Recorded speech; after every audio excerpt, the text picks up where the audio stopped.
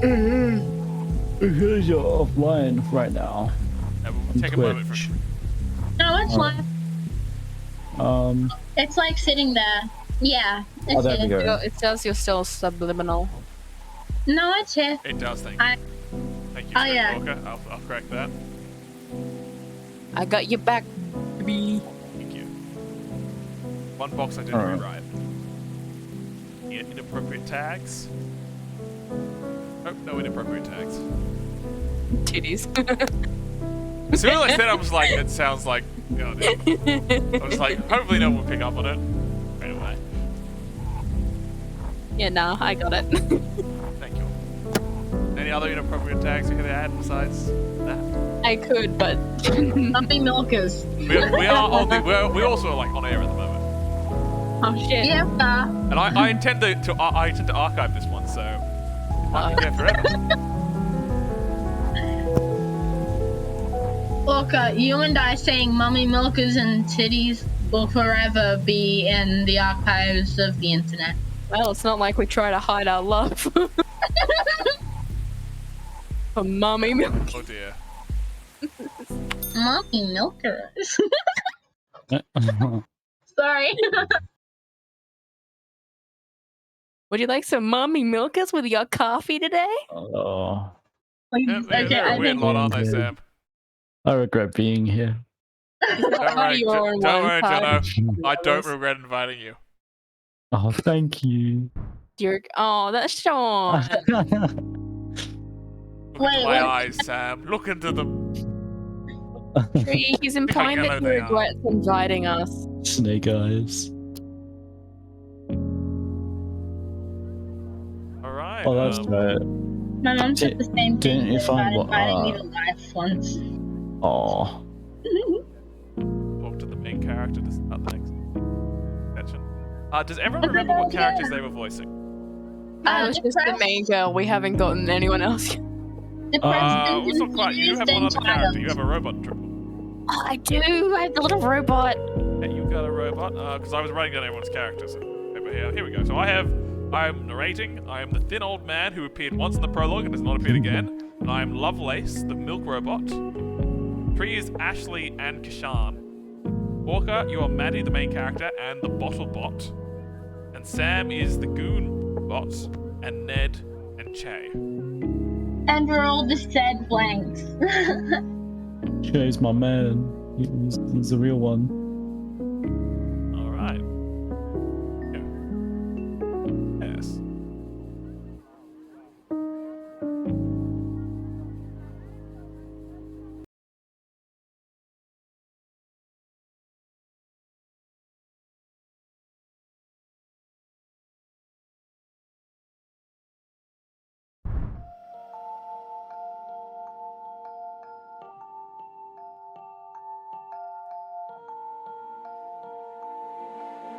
Day 2, 12 p.m. Terminal. Whoa. Rise and shine. Don't wanna. You shouldn't waste your last hours on Earth sleeping. It's terrible advice. Man, I was hoping that I was having a really long, weird dream. Sorry, no such luck. I'm still having trouble getting my head around it. I totally understand. Want a coffee?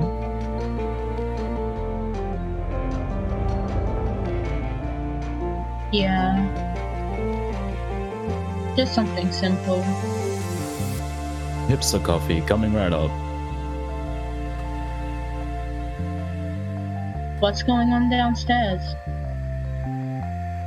I didn't even know you had a downstairs. There's more to this place than meets the eye. Maddie's down there desperately trying to fix our debt situation.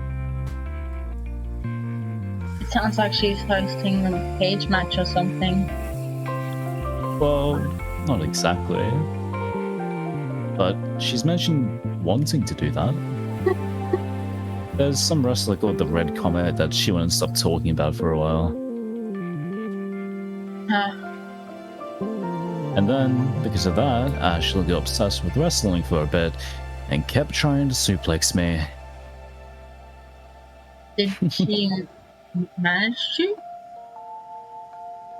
She's tiny. A couple of times.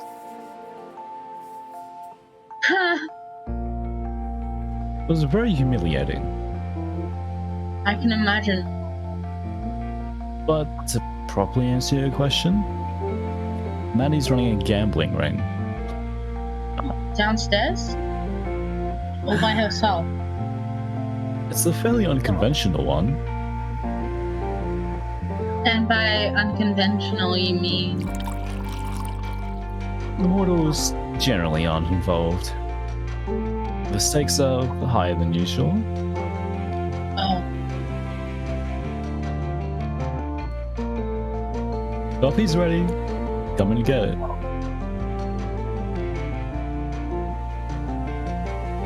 The game for time, among other things. You don't sound like you're a huge fan of the idea. I'm not. It's undignified. I mean, as long as Maddie's not in danger, shouldn't it be fine? The council doesn't like it. They tend a blind eye because we don't cause trouble otherwise. But I'd rather not have to worry about bad things coming our way. Because Maddie refuses to approach the problem from a different angle. And by the problem, you mean the debt, yeah? I was pretty drunk, but I think I remember Maddie storming off after Ned turned up. Yeah. I'm a bit worried about her. I wish I could help. You all seem pretty nice. The thought's appreciated. Maddie will figure it out eventually, though, I'm sure. She just needs time. Hey, thanks for the coffee, by the way. I just realized you haven't actually made me pay for a bunch of them. How'd you expect to pay for them? Oh, right. Yeah, no cash. If I were feeling particularly capricious, I'd ask you to pay in time. But you're a nice kid. You did every minute you've got. You wanna head downstairs? I can see your eyes darting. To the stairs. I'm not going down, but I'm also not going to stop you. Yeah, if that's okay. Well, go on then. I'll stick around up here.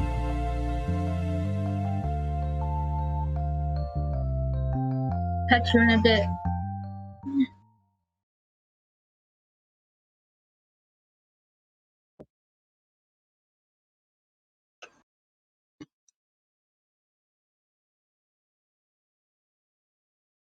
Yeah, I love the part where those two characters just dropped dead on the floor.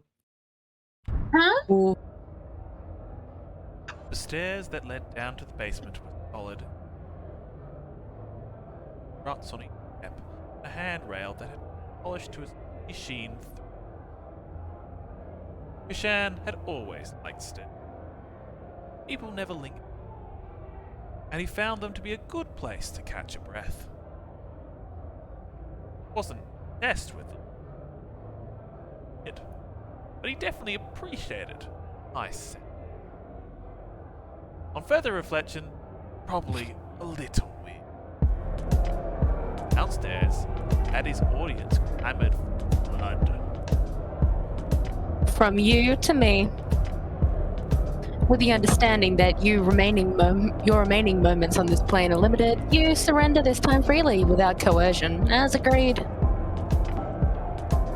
Contract fulfilled, you're free to go. Whew.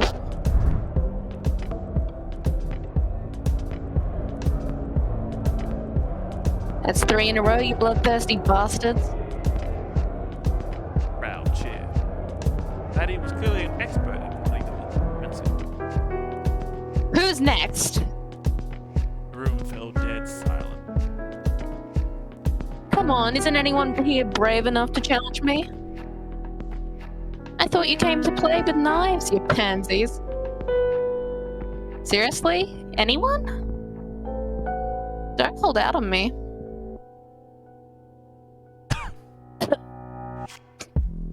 Do I need to pick someone out from the crowd then? Is that what we've come to? Maddie's gaze swept the audience. Kishan. Good to see you upright.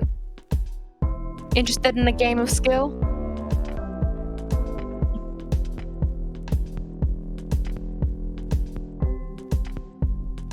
I think you cut out Tree. Oh. Me?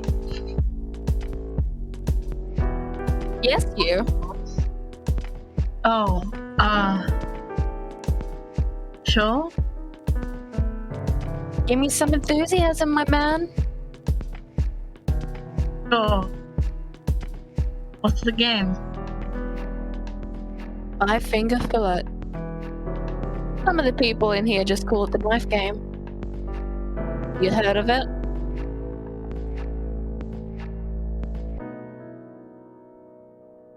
Oh, finally. Something I'm good at. Woo! I'll be back in a moment. Okay. Right? This short intermission brought to you by the 3 fuck-ups. Hey, I'm not part of that. Yes, you are. Fuck. Anyway. You have no choice in this matter. You. Damn. Be immortal. Yes, You might be immortal, but you're still immortal. How have you guys' days gone today? Meh. Yeah, yeah. I just played Pokemon. I was talking to my manager about Pokemon. He was telling me about some of the games. I said they should make like an RPG style Pokemon game, and he said they have. They're like, it's releasing soon or something, I think. I don't know. I can't remember, but sounds interesting. It's something Arceus or Arceus, however you pronounce it. Legend of Arceus, maybe. I know that boy. Yes. I don't even know how to fucking spell Arceus. Oh yeah, it's obviously not on Steam. Why do I think it'll be on Steam? Fucking Pokemon game. Wait. No. Yep. Oh. Oh. That's true. Hey, sorry my laptop died. Oh, I wish it was me. Oh. Orca, Hi. wait until my birthday. You want me to die on your birthday as a gift? No. Okay. No. Unless you're on streaming. Weird Sean gift, streaming. you know. I don't want you to die at all. Oh. Yeah. I want you to die, Orca. Where did Sean Yeah. go? That was a Where did the boy joke. go? I was pretending to be opposite of Tree, but I'm actually not. Ah, you had me fooled. I twirl my villainous mustache. I have a mustache. You're a quiver in baby your... faced. Hey, Oh. there's some hair there. Yeah, I don't have a I baby probably face. have more hair than you. I mean, dear Lord. No, I shave my mustache because I don't like facial hair. On me, at least. Yeah, exactly. You're a baby faced. Sean, You what's have your opinion fucking- on facial hair? Sean's not here. Wait, Sean, My yeah. opinion on facial hair. Yes. On whether it looks good, or in my personal opinion, whether I will like facial hair on myself. Both. I personally can't stand having facial hair. It's okay once it gets to a certain length, but getting to that length is a pain. And also, it takes a lot more work to look after a beard than you'd think. Yeah. Unless you're allowed them to get grotty, and they are absolute. Mm. So I prefer to be clean shaven, not. But beards can look good on. Sean, do you remember your profile picture? That was like the Oh, the great bearded head thing. Yeah, the dwarf with the nice bit.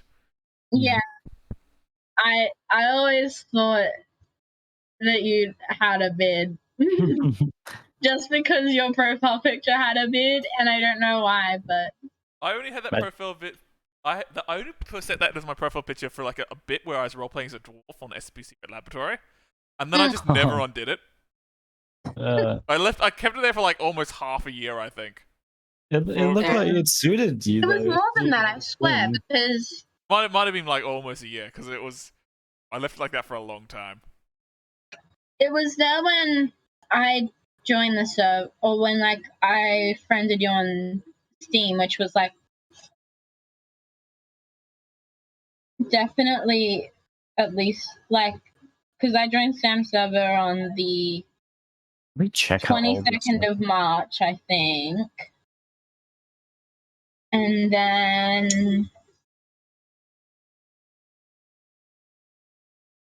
probably we became friends before April on Steam. Yeah. And it was definitely that during that time, like when I friended you. And it was like that for at least the start of this year. Yeah. It was. I changed it back to my original picture at one point earlier on this year. Now I've changed it to Sean. Yeah. Do you guys know how to check how old a Discord server is? Oh, maybe. I'd imagine probably in settings. Yeah. I'll look for you. I'm sure if you Google it, it will probably give you a correct answer. It may be something that it's not something you can actually do. Maybe the server may not internally store how old it was made, and if it doesn't store it, then I think that Me 6 has like a command for server info. If I can You could just scroll to like the very top of. Oh, that's the wrong thing. Oh, announcement. Welcome. I think it was September that the server was made in. Yeah, that sounds right. Yeah, September 7th. Damn. 2019. We were discussing with Thar earlier. Thar? Hey, Thar said something in the chat. Thar said he should install and do the DLC that came out recently. Oh. So I don't know what he was talking about, so I'm unsure. I think he's talking about this. Maybe.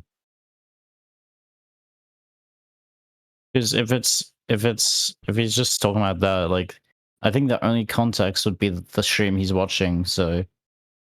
Yeah, we didn't really talk about any other games.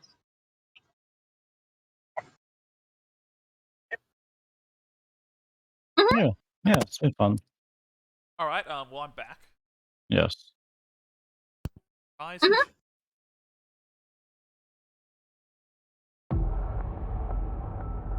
Oh god.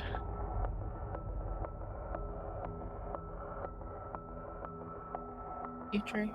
You've got a lot of lives in this place. Hello? Cool. Tell me about it. Damn, this thing has a good weight to it. Cool. I wouldn't make you compete with an inferior tool. Huh. Venus. What? Sorry, I was waiting for you to segue into calling me an inferior tool. Shit, that was low hanging fruit, wasn't it? Next time, mate. Sure. Dan did another experimental this time, made an audible spectators ooh. But this wasn't. He knew he had only had one shot to get a custom made.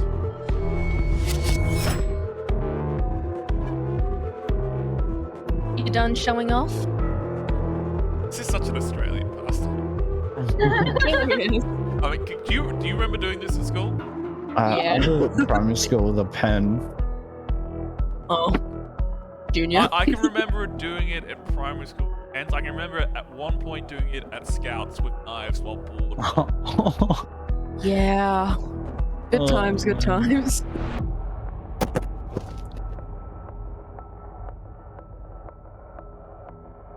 I was putting on a little fur. Sounds like you're stalling for time. Getting cold feet, perhaps? Not a chance. Let's get started then. You know what you're wagering? He mentioned something about you gambling with time. It's not gambling if it's a game of skill. But that's besides the point.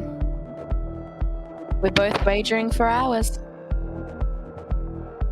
If you win, it comes from the cafe's balance. If I win, it comes from yours. You got around 16 hours left in case you weren't keeping track. I mean, that Want a little extra time to play with then? hell yeah.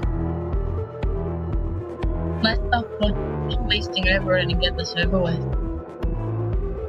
You sure you know what you're getting into? Most people are pretty shy about playing with the time they have left, especially when their tank's running as empty as yours. Come on. Unless you're getting cold feet. Hardly. You got 30 seconds. Smack the timer when you're ready.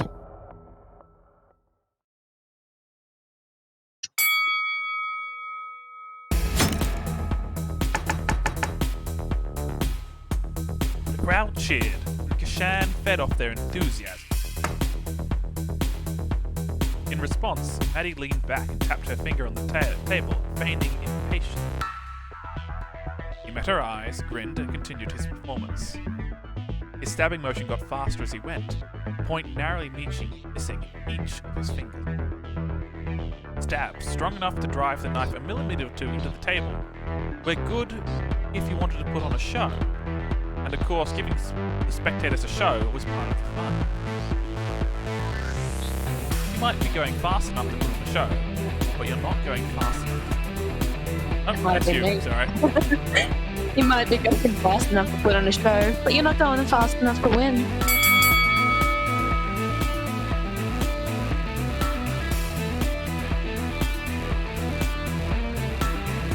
How'd I do?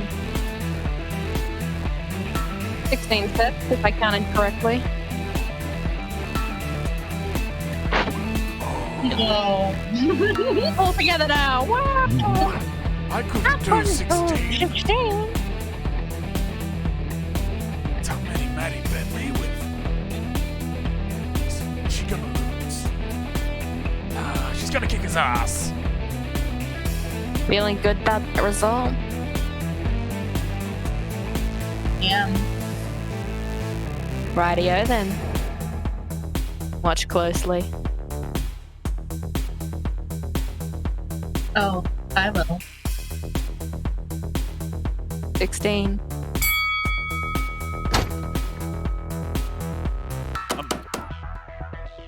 Three. 7. 11. 15.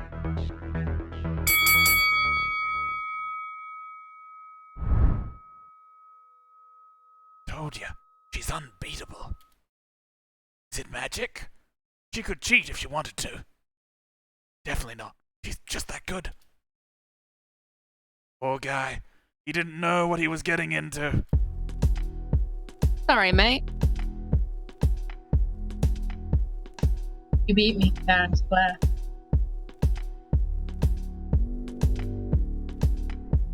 I'm pretty impressed.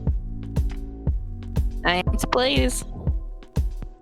I'll be taking those hours now if you don't mind. Yeah, sure. How does this work?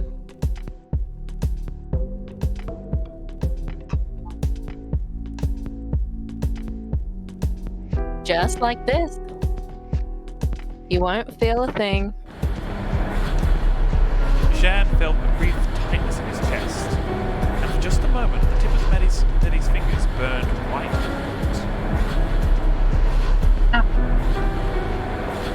Ew. Hey, It's done now, though. All right. Anyone else dare to compete with me?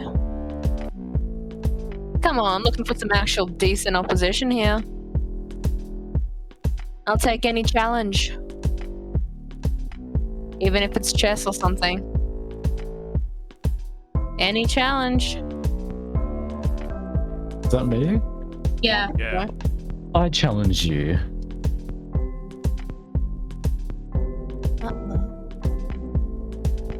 To get everyone a drink. Rounds on me.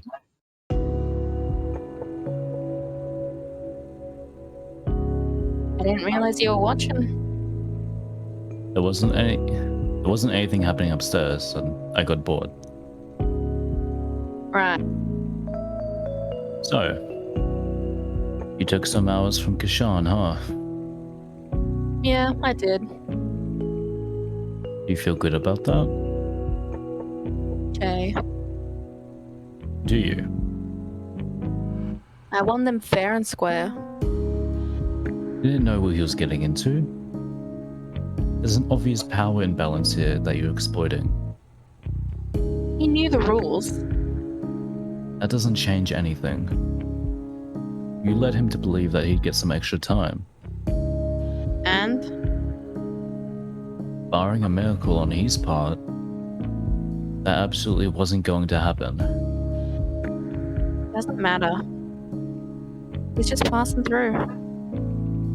A couple hours won't make any difference. Maddie, I'm disappointed in you. Our patrons respect us. We need to earn that respect by treating them with respect ourselves.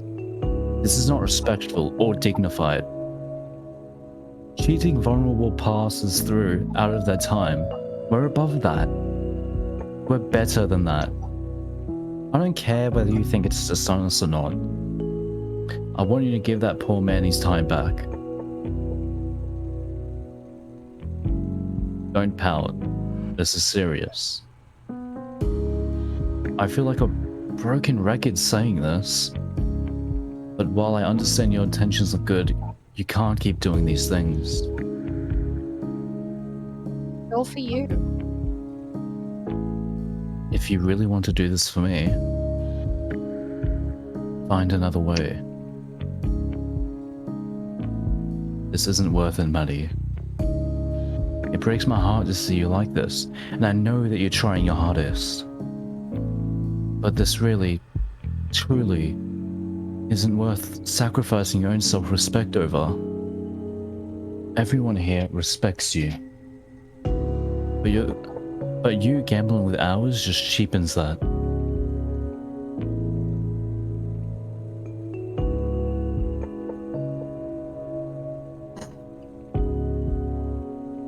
I'll give the hours back.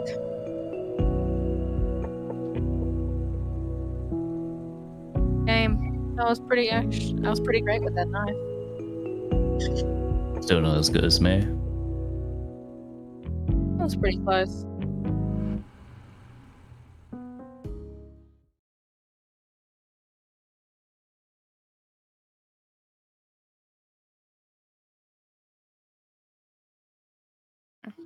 Nice. I thought they said Ashley was gambling down here. I just thought, of course, sounds right. Yeah. Sounds about. Lovelace. Yes? What form do you have before being reborn?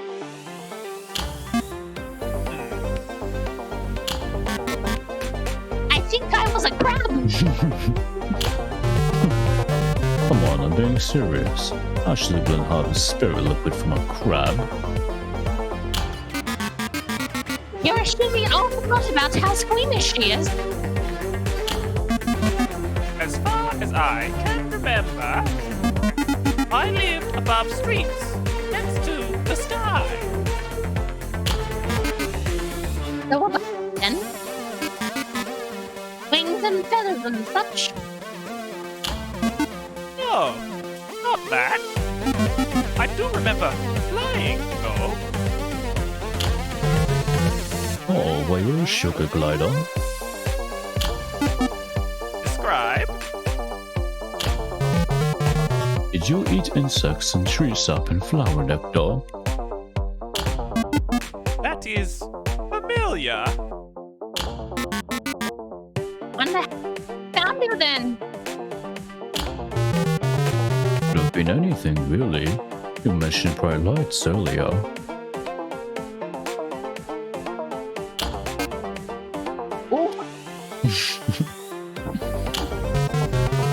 Yeah, I'm thinking you got hit by a car. That seems likely. Is that bad? I mean, you're here now, so... Do you like it or not? Shut up. I am still adjusting.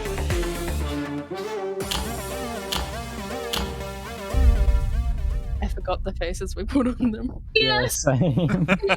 Yes. it's so good. Yeah, Thara said in chat that he was talking about this game. Yeah. And it reminds him of VA 11 Hall A, which I believe is that sci-fi bartending game. It spells out Valhalla, right? Yeah. Yeah, Valhalla, yeah.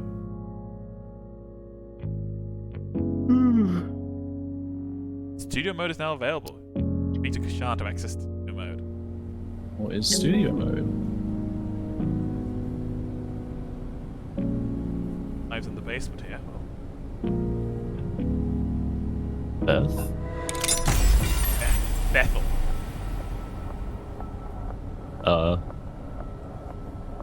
Let's. Oh.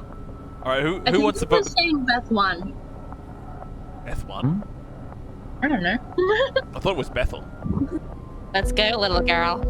This is creepy. The man standing in front of Beth Smurf. keep the voice. Yep. There we go. Yeah. All right, Orca, you're doing this. These guys don't count as characters because they're one-offs. Let's Yes. go, little girl. The knife he held seemed almost slight compared to his massive hands, but that didn't make it any less intimidating.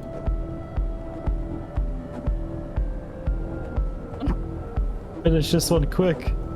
Came a call from behind the knife holder. 3 men stood behind him, wearing expressions that ranged from amused to bored. Beth felt her palm getting sweaty and loosening her grip on the knife in her right hand, sliding her thumb along the guard to reassure herself that its shape hadn't changed since the moment she picked it up. Great, this could be you. Take your friend's advice. Beth said to the man who was menacing her. Finish this quick. After all, I am just a little girl. He's getting all the little girl characters.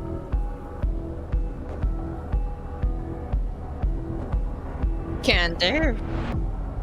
Said the man, and he drew his knife up for an overhead swing. The man's movement suggested that he didn't know how to use a knife. Not really. He was swinging the knife like he'd swing a fist. Like he was trying to bludgeon her with it. Like he'd never really used the knife before. He was stupid.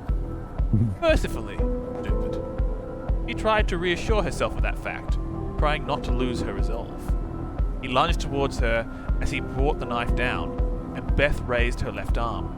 He felt the edge of the knife hit her skin, but the impact of the blow caused the man to loosen his grip on the knife. An opening. Beth grabbed the attacker's knife arm and pulled him towards her, while thrusting her own knife towards him at chest level.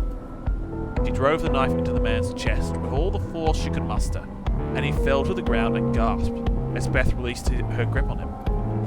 The man lay on the ground and put a hand to his chest, moaning.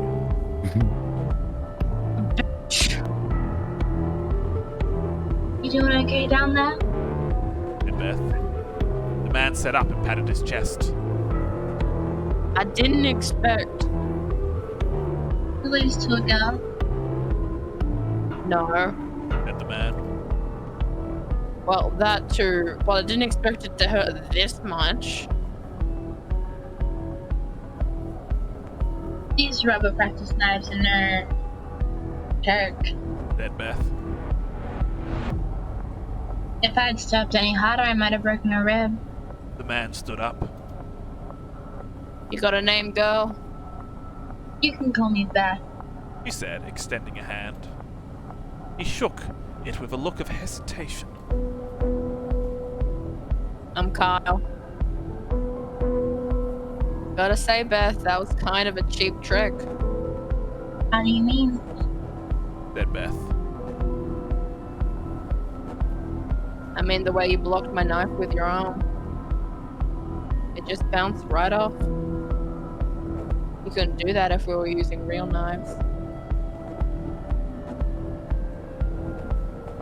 He's right, said one of the spectators. Not really a fair fight with rubber knives, I'd like a rematch. said Kyle. Yeah, said one of the spectators. Rematch! The others begin to chant along with him. Rematch! Rematch! Rematch! A voice thundered from above.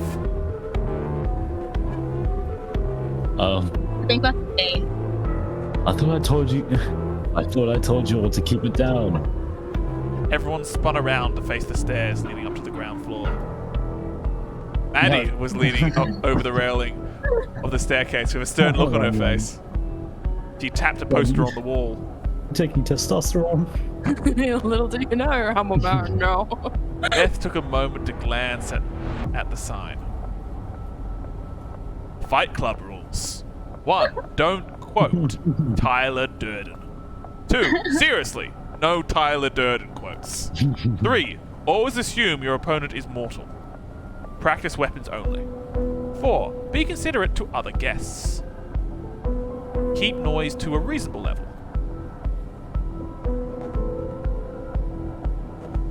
We don't have many rules here. Said Maddie. Please don't make me kick you out of the basement.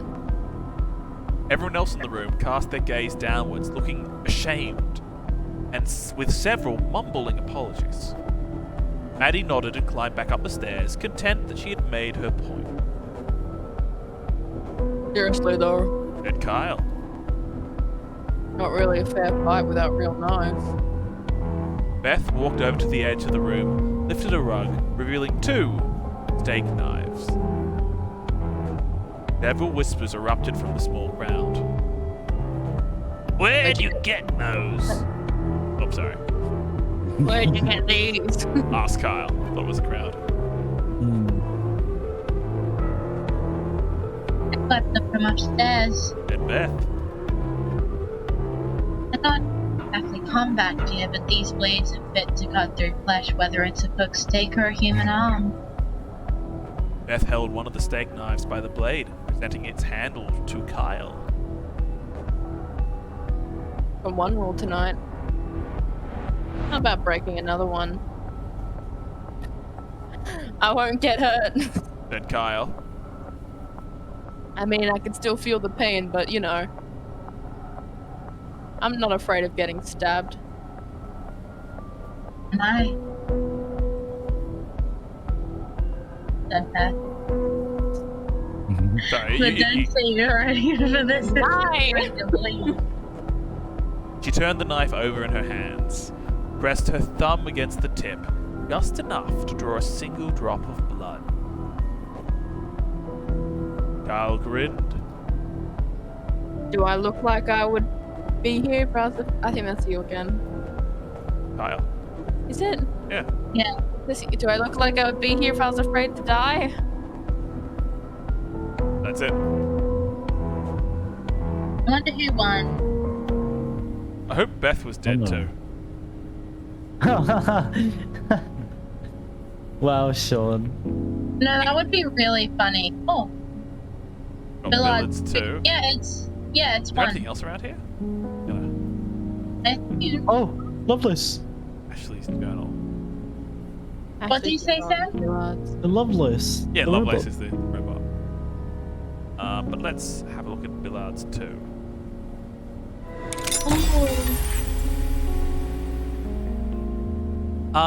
This was me and you, wasn't it, Sam? Yeah. I think.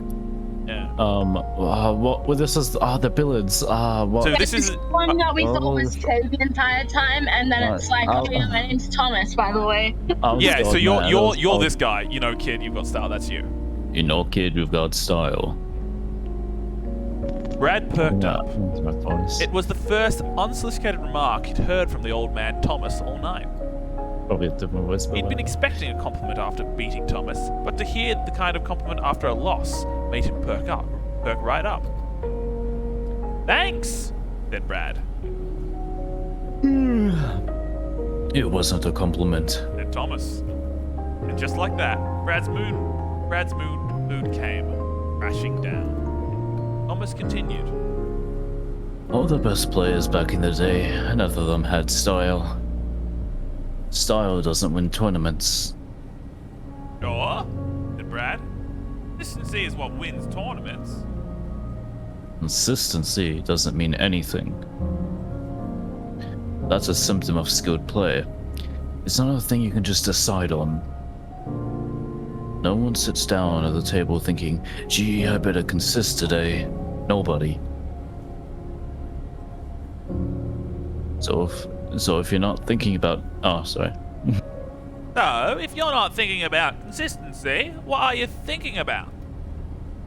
Fundamentals. Thomas chalked the end of his cue. Fundamentals are what matters most. Because if you don't get the fundamentals right, all the fancy shit isn't gonna matter. Down to like you. The straight in shot is your specialty. Several opponents tell me that exactly that, tongue-in-cheek, thinking that they were insulting me. But I take it as a compliment. If you control the cue ball, you can turn any shot into a chip shot. That's what you want to do. That's how I can still sink them even in my old age. I know. I've been watching you, said Brad. Your cue ball control is incredible. You're a very talented player. Not talented. Thomas. You can do it too. The question is whether you've got the discipline and the patience. Thomas followed through. Broke and hit the apex of the triangle. Apex. Head on. Sang 2 balls, 1 stripe. He pointed at the striped one, buying his choice. I'm plenty disciplined. Brad. When I was in high school, I'd come out every day after school, with at least 4 hours of practice. Sometimes I'd come in after dinner, and a few hours more. Then on weekends, I'd come and spend all day up here. Of course you did. Thomas. All the pros have. Anyone can put in time. At a certain point, what matters can't be the numbers of hours you put in, because everyone puts in the time. What matters is how you use that time. And it seems like you've spent a lot of the time practicing trick shots. Thomas lined up and made several practices. Brad found himself getting annoyed. Brad knew better than to try to talk to Thomas while he was lining up a shot. That was bad etiquette. Just bad sportsmanship, plain and simple. But it kept him from offering timely retorts to statements. It was bad sportsmanship, Brad decided, to talk at an opponent in a situation where etiquette forbid him responding. Thomas finally took the shot and sunk a solid coloured ball. But a bad bounce put the cue in the pocket with him. Brad sighed and beefed as he took control of the ball and with it, control of the conversation. You're right. It takes a lot of practice. Brad lined up a shot and aimed at one of the balls in the opposite corner. If he could get the angle just right, he took the shot and the cue ball knocked one of the stripe balls into the back left pocket before ricocheting and hitting another ball into the back right pocket, a clean double. Brad tapped the table with his cue, as if to emphasize the shot he had just made. Don't learn how to do shit like this overnight. That's a nice trick. Thomas. Now, you do the same thing 10 times in a row without messing it up? No, Brad. It's a hard shot. About 10%, about a 10%er for most. I'm good. I can get it 30 or 40%.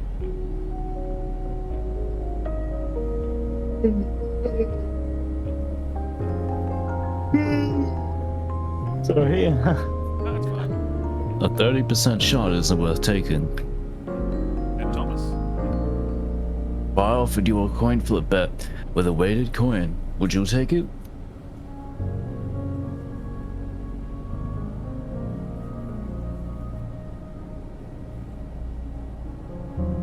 No, of course not, said Brad. And yet you have the low, and yet you take the low percentage shot. I make it a higher percentage shot, though, said Brad. Yes, and I'm sure that you look like a big hero by doing it. And when you miss, no one calls you on it. Because defensive shots are boring. And Thomas. I can play defensively, said Brad. But you don't win games by playing defensively. Of course not. Thomas. There's nothing on the scoreboard that lets you tabulate the places where you denied your opponent a point. Brad was angry now. He began lining up his next shot, just so he wouldn't have to hear the old man talk. Some players might get tilted in a situation like that, but Brad played better when he was emotional. Whatever it was that made him play better under pressure also made him play better while angry. He couldn't even think about the shot he was making. He was operating on pure instinct, conscious thought. The thought that was chasing away, chased. One moment. The thought that was chased away by anger, was only a distraction. Brad tried for another double. He missed the second ball, but one was enough to set him up for a triple bank shot, which he followed with another shot that he put a spin on. He didn't even need to curve the ball around anything. He just wanted to show Thomas that he really could do it reliably. Fortunately, he didn't get punished for it. His last shot placed one of Thomas's balls between the black 8 ball and the white cue ball. Brad knew that he'd sink the shot easily by hitting Thomas's solid into the stripe, but he was on fire and he wanted to do something flashy.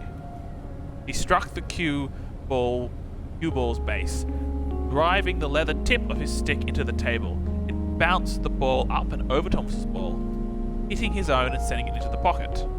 Brad turned to Thomas with a look of defiance. Look like this game is mine, old man.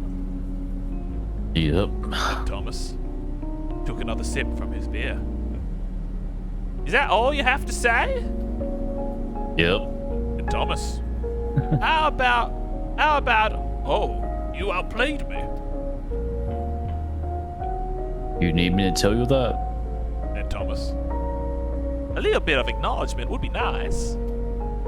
A moment after he finished saying it, Brad found himself cringing. He was sounding like a petulant child.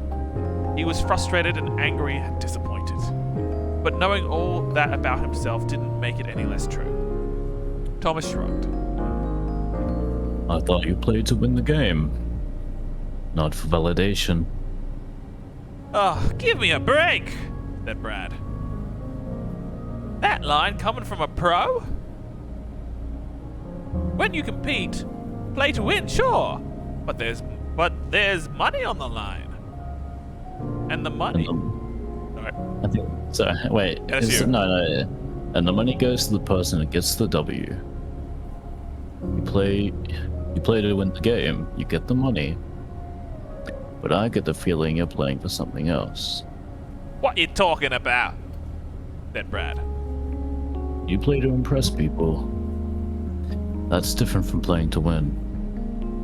That's why you never take the defensive shot. I just won!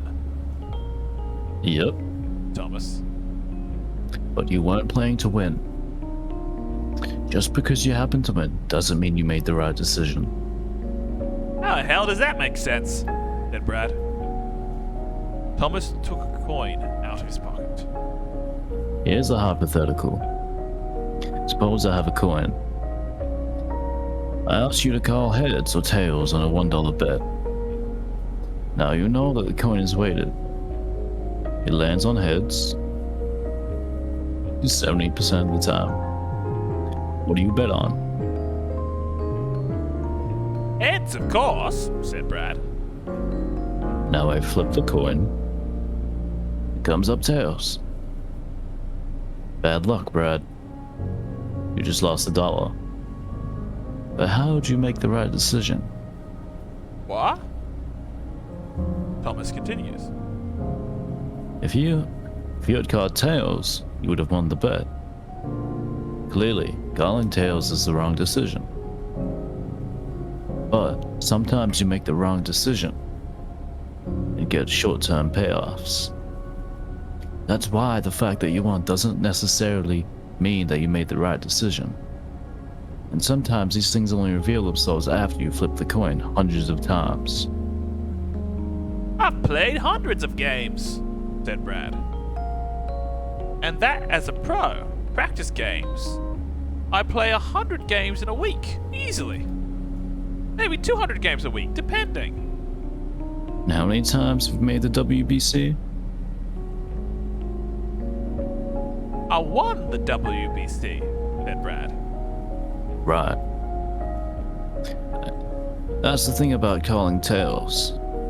Sometimes, even if you make the wrong choice, randomness comes up in your favor and you happen to run hard. But in the long run, things don't quite pan out. Brad threw his cue down. So you're saying that my wins are all due to luck? Not all luck. Said Thomas. Like you said, it takes some skill to take a 10% shot into a 30% shot. A lot of skill, in fact. You got good hands and a good eye for the ball. But the lust for a cool shot supersedes that. You'd rather fail spectacularly than win through boring play. Fuck you, said Brad. You know what? I actually won the WBC. Maybe I did run hot for just 1 year, but at least I have a championship to my name. You made it to the final 6 times and lost every time. And now your career is done. You're over with. You'd never be a WC champion, a title which I hold, by the way. You're right. Said Thomas. I don't mean to knock the high variance approach. Maybe that's what you want. To win once and then burn out. Yeah, that is what I want, said Brad, annoyingly to find himself agreeing with Thomas. What have you done with your life since retirement, old man? Ever done anything wild? Oh. I bet I've lived more in one night than you've lived in your entire life. I'm happy with the way I spent my life.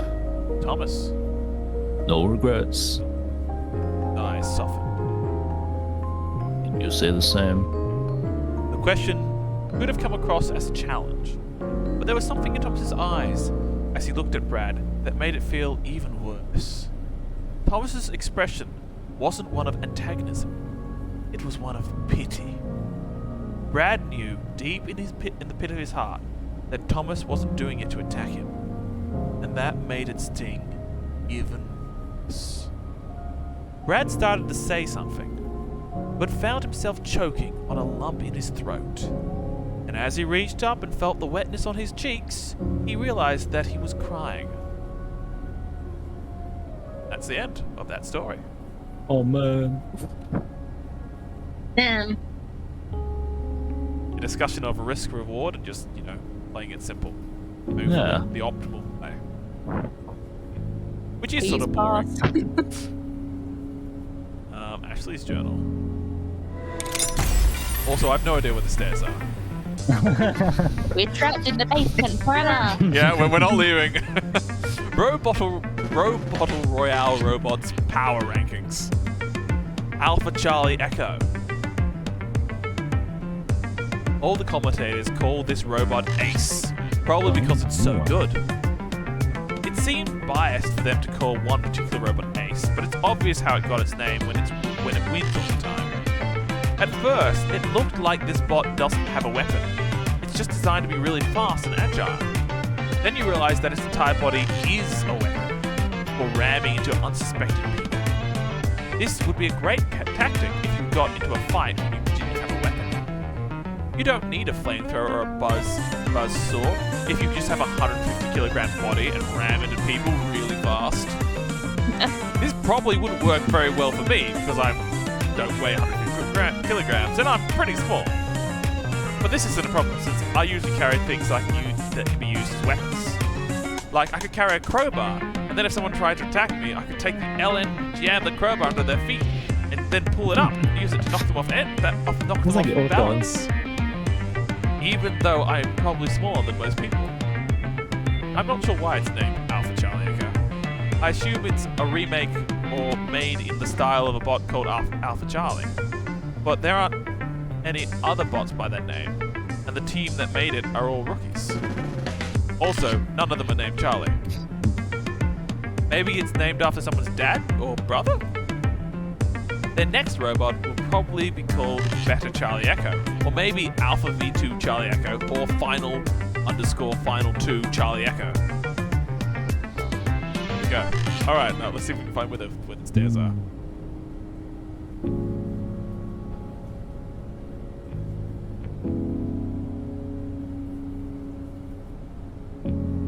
We didn't do Cyclone, did we?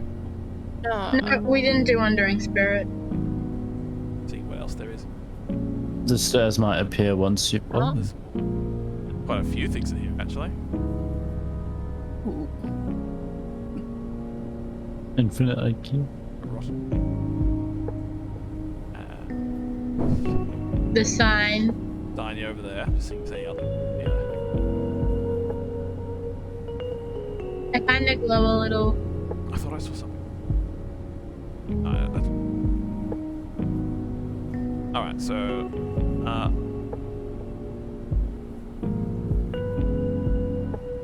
The stairs might reveal themselves once you've done all of them. Yeah, it's possible. Well, let's do,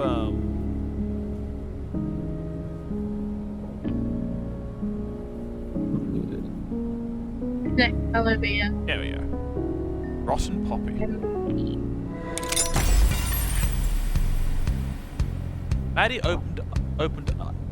Maddie opened an herb jar.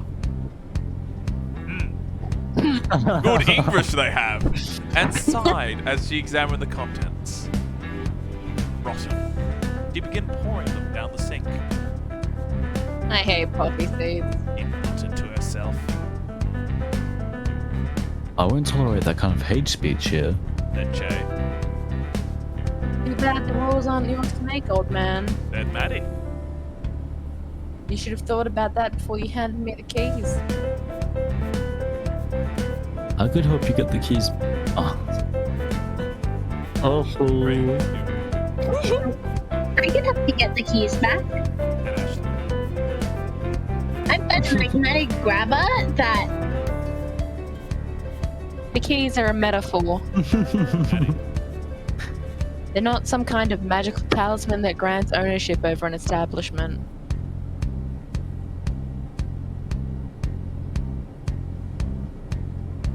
I think that's A. But there is a magical talisman that grants ownership over the establishment. Oh, Nope. fuck. Shit! Pretty good, it's old man now. Go again, Trey.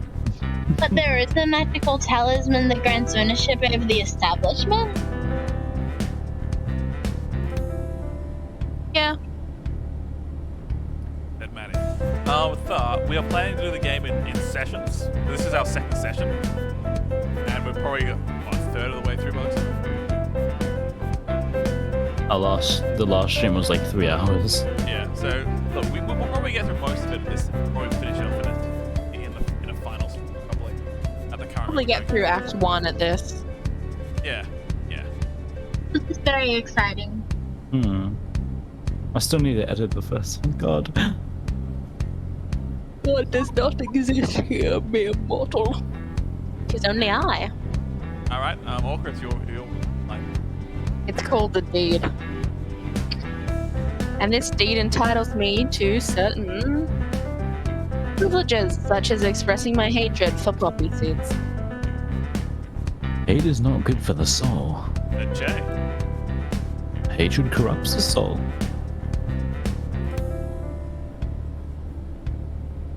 Hey, I'm new here. It's Sean. But, what are you all talking? But, are you all talking literally? Does hatred actually corrupt the soul? Your hatred does not corrupt the soul, Maddie. nor will poppy seeds, despite them being a distant cousin of the bay leaf.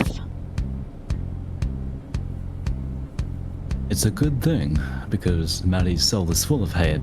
Jay. Trust me, I've seen the ultrasound. Once again, as the new guy, I gotta ask, are you talking literally? No, hatred does not show up on an ultrasound. Dead Maddie. I assume the thing about bay leaves corrupting the soul is also a metaphor? Oh no, Dead Maddie. that part was entirely literal. Bay leaves absorb bitterness. You always remove the bay leaf from something before eating it.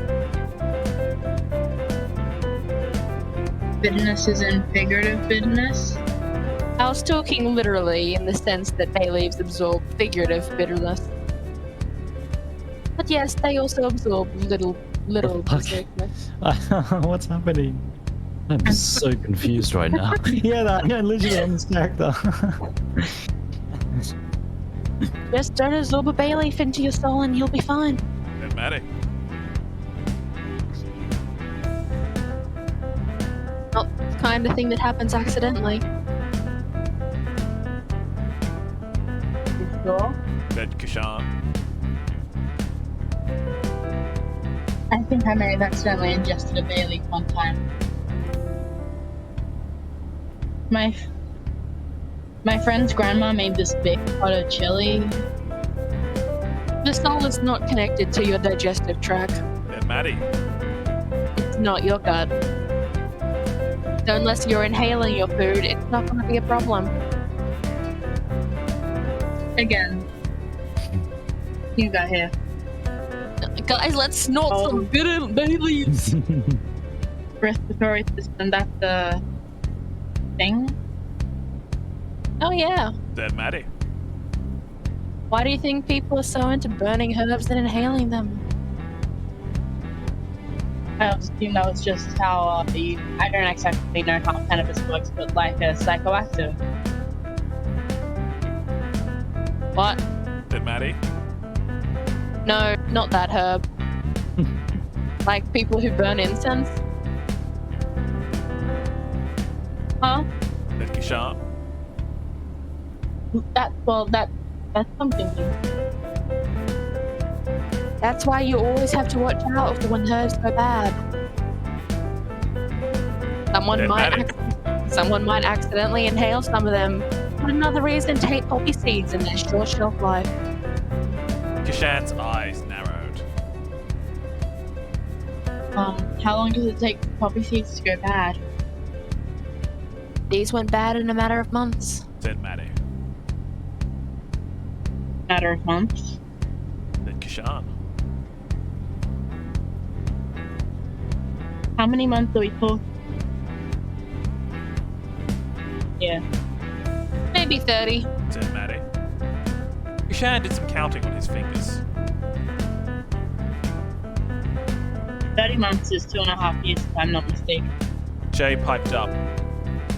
You left that jar of poppy seeds for 2.5 years. Maddie nodded.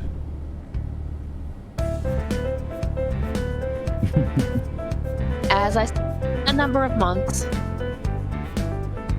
30 is a number. 30 is an injustice. Said Che. How have we not touched poppy seeds in all this time? People don't actually like poppy seeds. Said Maddie. People just like the muffins they come in. If you give them the muffin without poppy seeds, they'll like it even more. Poppy seeds just make everything worse. People love poppy seeds. Said Che. Me, for instance. I have a great love for the humble poppy. Okay. Said Maddie. rolls as well. Then how is it that you've never touched the jar of poppy seeds in the past 30 or so months it's been sitting on the spice shelf? Che shrugged. I like a lot of things. Evidently, during the past 30 months, I found things I enjoyed more than the humble poppy seed. I'm offended by the idea that you would discriminate against such a lowly and unpretentious food item. The idea of seeds, Said Maddie. like the idea of a herb that comes in discrete units called seeds, so that you don't have to wonder about how much a sprig it is. It's something that you can picture as opposed to cumin that you wouldn't recognize if I were to set it on your tongue, or rosemary, which you'd probably forget was a spice and which you couldn't tell from time. When you see me disposing of poppy seeds, it pains you because it's something you can conceptualize. If I told you that I hate cumin and you had to flush a bunch of it down the sink, would you be bothered by that? Really, no. Said Che. So really, it's not that it's not really I who am discriminating against the poppy seed. It is you who is discriminating against non-poppy seed spices. There is no reason for us to have poppy seeds anywhere in this cafe. People claim they want them, but you can go years without ever serving up a single poppy seed and no one will notice its absence. A woman wearing a loose green sweater walks up to the counter. Were you just talking about poppy seeds?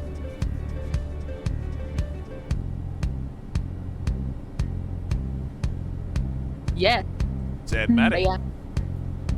We're all Oh, that's too bad, said the woman. I was hoping you might have a...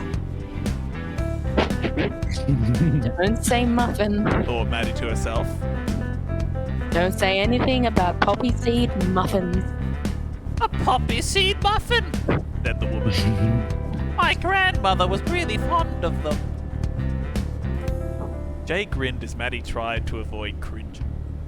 The woman in green said, they used to be part of the standard muffin trifecta. Chocolate, blueberry, poppy seed.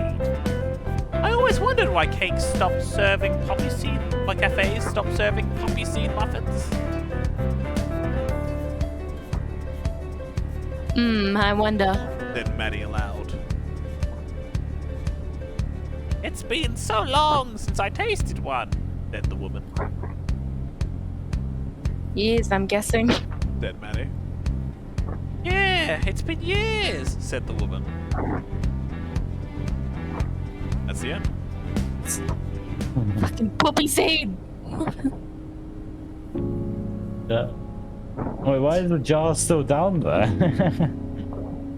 No, the jar's been put down there. The It's jar was empty. originally up there. Oh, okay. It also looks like it's pretty empty at the moment. Like, nothing in the jar.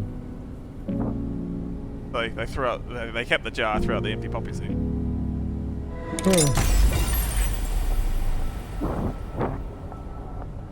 Ishan's footsteps echoed in a way that startled him.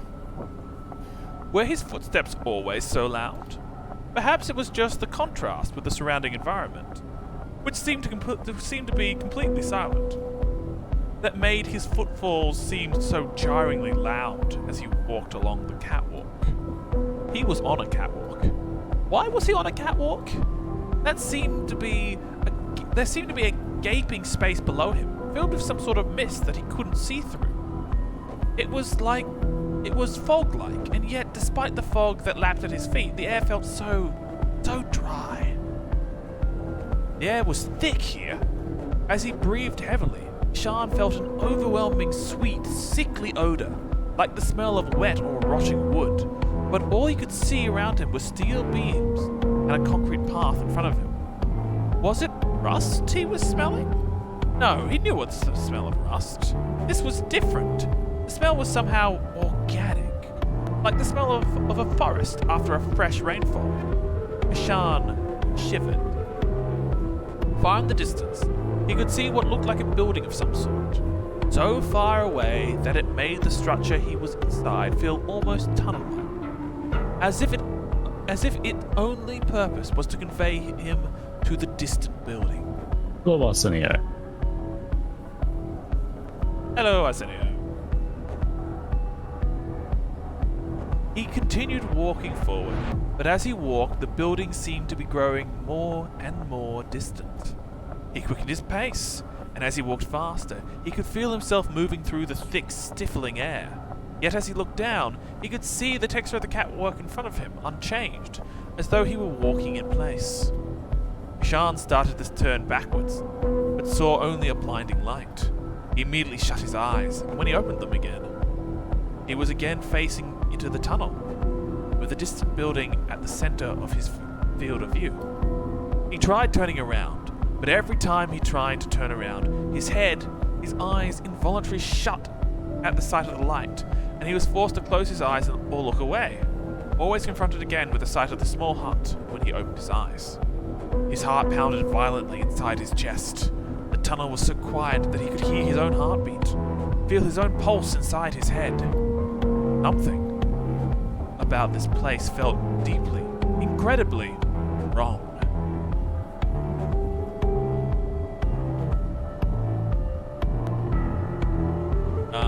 That's technically you, Shrek. Get back. I have to get back.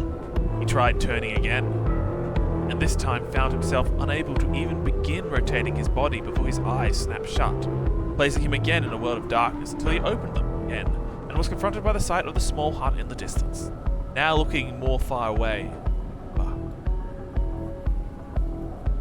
I have to get back.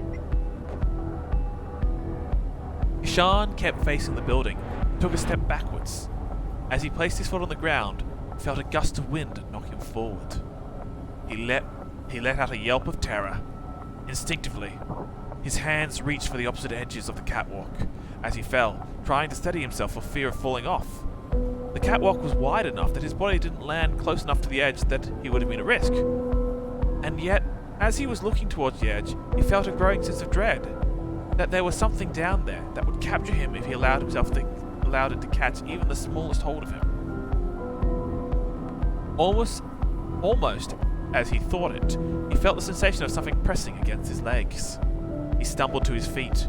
He ran forward. The hut ahead of him seemed to grow no closer as he ran, but he ran all the same, running not to reach his destination, but to be away from whatever it was that was behind him. Moments ago, his only thought was the overwhelming desire to turn back, a worry that he was somehow trapped in here. But now the worry was replaced with an overwhelming sense of dread that propelled him forward. He had been pushed forward by something. Something was behind him. Ooh. Kishan leaned forward and ran. He was no runner. He was often found himself winded when he forced to climb more than one flight of stairs. And yet he ran and felt no sense of tiredness holding him back, no need to catch his breath. Maybe it was the thick air here that somehow never allowed him to run out of breath. Maybe it was the fear of whatever was behind him. Was that strong? Kishan felt the air stinging at his eyes as he ran. But now he was running so fast that the thick air felt like a hot wind on his face. Tears began running down his face, but he couldn't find it in him to raise a hand to wipe at his eyes.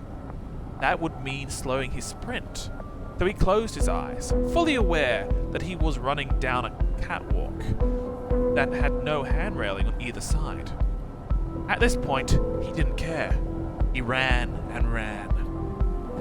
Long after the tears on his face had dried up, Kishan realized he could hear only the sound of his own feet as they struck the catwalk. He couldn't even hear the rush of the wind, even as it seemed to buffet his face.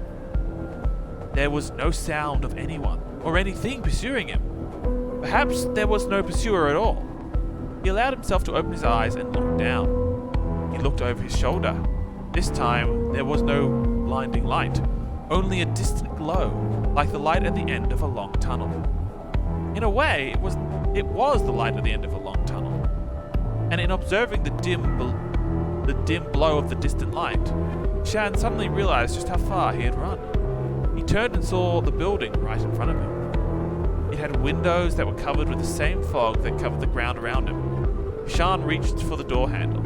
He half expected it to be locked, and felt a moment of panic as the handle bowed under the pressure of his hand. Was he ready to face whatever was on the other side of that door? Did he even want to enter? Did he have a choice? What was it that awaited him inside this building?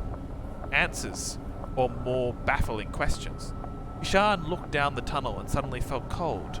Whatever this place was, he needed to escape it, and the only form of egress that seemed available to him was the door of this building. He leaned on the handle and felt the door swing open.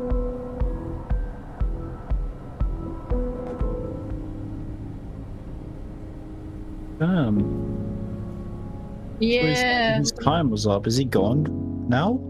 No. No idea. I mean, he should have 16 hours left. They give him his time back. I think that was him running to the cafe. Yeah. Hmm. Like he might have just died. Yeah, and he was in this weird Okay. in-between place, and then he came to the cafe. Oh, makes sense.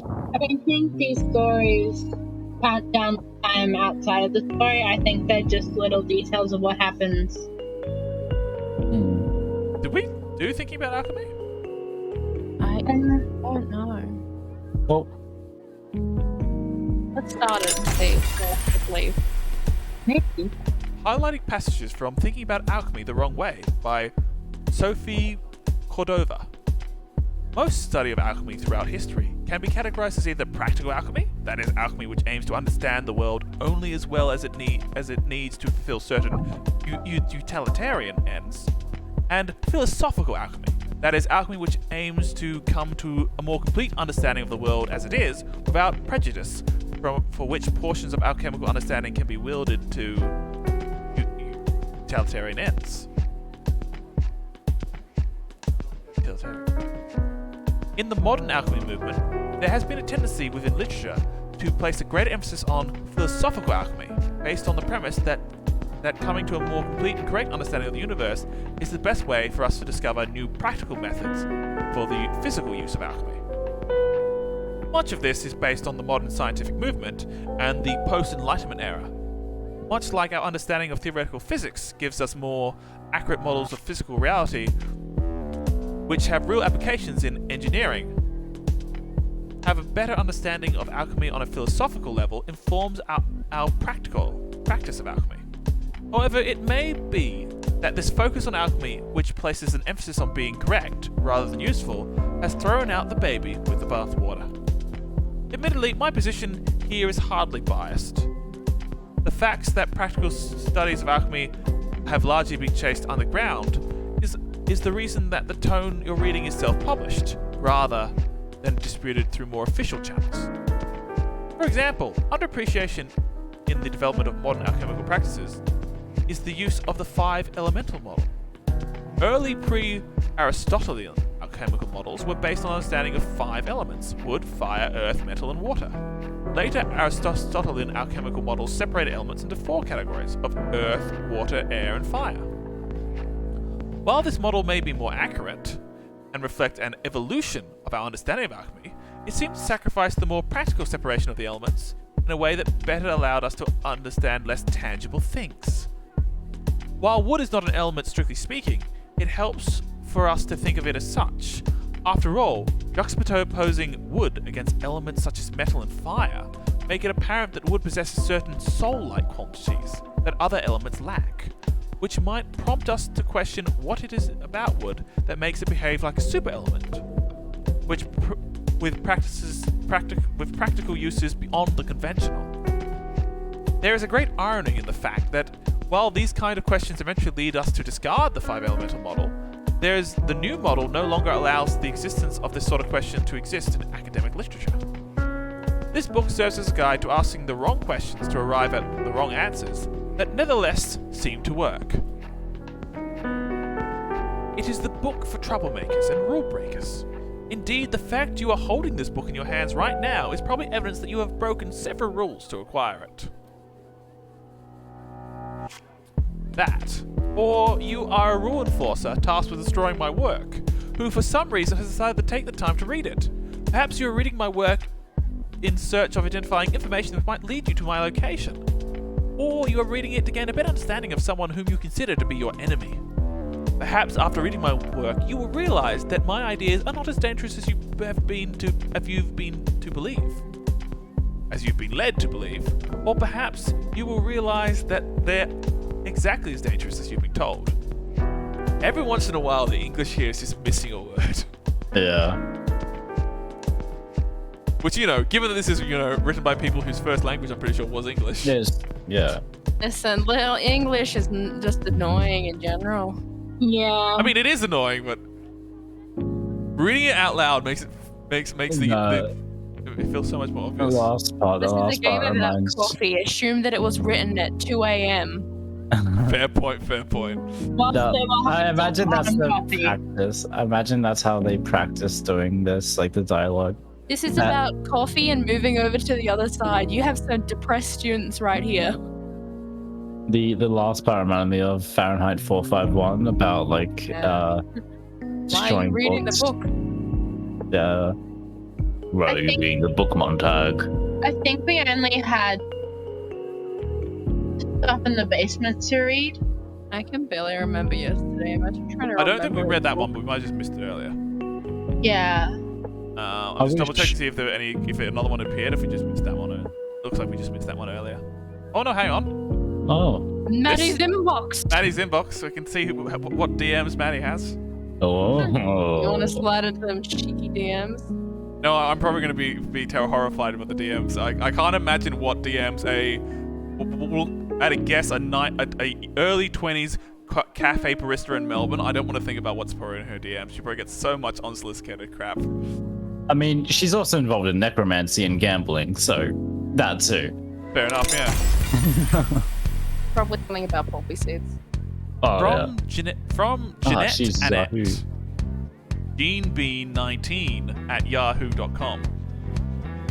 Subject: Spirit Beacon leakings. Well, that's a spirit bacon. Yeah, me too. Spirit The spirit Bacon. bacon is leaking! The best bacon of all! Date, January 25th, 2014. 7:58 a.m.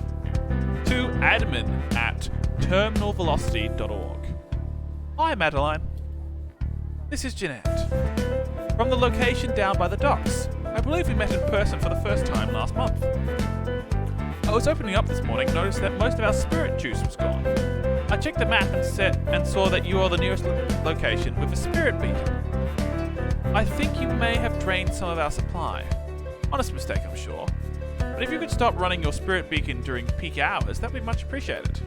Thanks, and looking forward to working with you in the future. Jeanette. From Jeanette Annette, GeneB19@yahoo.com. You want to read the reply? Orca? Does this be from Maddie? Oh, yeah. Subject. Read. Spirit bacon Lincoln. Fuck. Me. Date, January 28th, 2014, 1:59 p.m. To admin at Alright, this is her again. This is the person again. Okay. Hi, Madeline. Hope you got my previous message. Just wanted to give you an update on our spiritual situation over here. I had separate bottles that I marked last night just to confirm the issue. When I got in this morning, the levels were below where I marked them. We're definitely losing spirit juice, and you're the only spirit beacon close enough to be affecting us. Please modulate your use to reasonable levels. I don't think this should be a problem as long as you're not running your beacon overnight. Again, not trying to assign blame here, but please be considerable to folks at other locations. Thanks, Jeanette. From Jeanette and Annette, in B19@yahoo.com. Oh, this is another one from the same person. I think it's not Yeah. Wonder what's in her inbox. She just doesn't reply. Yeah. She's just like, no, I'm not responding to this woman. This woman is like a Karen down the street. Subject: Spirit Beacon leaking. Date: January the 31st, 2014, 7:37 p.m.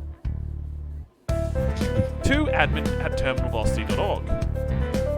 Madeline, we are draining spirit juice over here so fast that if I sit and watch, I can see it disappearing from the bottle. You're the only spirit beacon that is even remotely close to where we are, so we really need you to stop. If it's affecting us, then it's probably affecting other locations. This is completely unacceptable. Fix this now. Jeanette. From Jeanette Annette, DeanB19 at yahoo.com. I don't think she's much of a Karen because, you know, I bet she needs her spirit juice. I'm predicting it's got nothing to do with the spirit beacon. Oh, really? I'm predicting that's my Alright, prediction. alright. You wanna bet on that? Flip a coin, a weighted coin. I give you my self-respect, and that's about it. That's all I have here. What about your soul? Give me your You'll soul. see 16 hours left in this terminal, Sean. You could have bet 4 hours. Sean, do you even have any self-respect to give? I've seen your quotes. Those quotes are not the things I say. They're the things people misrepresent me. I have plenty of self-respect. None of you lot respect me, though. It's your respect I'm missing. I don't know what you're talking about, Sean. We respect you plenty. Yeah. That's why if you go to the quotes channel, you'll find that 8 out of the 10 quotes are me. No, Don't worry, Sean. went for Orca recently, so she might be climbing up the ranks. The highest number of quotes is probably you, Sean, but I'm coming really close. You're probably the second highest. I'd probably still almost twice the number of you do though. We'll have to count them up. Oh dear. Actually, let's not count. Listen, Orca said some inappropriate things, and we couldn't help I but- didn't! Yeah, One day, and there one was day we'll count. I said one that was meant as a joke, and then everything else was just like, I regret my life. All right. Let's not discuss the contents of the quotes channel on the internet. What happens You in don't quotes need to know stays about in our quotes. quotes channel. Yeah. We have a quotes channel. That's all you're knowing. Those of you who are in our Discord, you know what the quotes channel looks like. You can look at it. What happens in Flamingo stays in Flamingo. Yes. Now they know what Discord they're trying to get into. Thanks, Orca. Yeah, what happens in Porcupine there's stays in I Porcupine. imagine there's plenty of Discord servers called Flamingo. It is when Yeah, called you're right. There'll be Flamingo, plenty, and it's not Flamingo's not a full name anyway. it's called Flamingo House. Sam, you troll, telling them the wrong name. No, they gotta have an invite. Yeah, they've got to have an invite, yeah. Date, February the 1st, 2014, 7:37 p.m. This is one day later. To admin@terminalvelocity.org. Hey, Madeline, care to explain why you weren't at the terminal today when I showed up? I spoke with a girl named Ashley, who said you decided to take the day off. What a coincidence. I was not impressed by the crying routine you had her do. Honestly, you should be ashamed using a child's fake tears to try and hide from the situation that you caused. Turn off your beacon.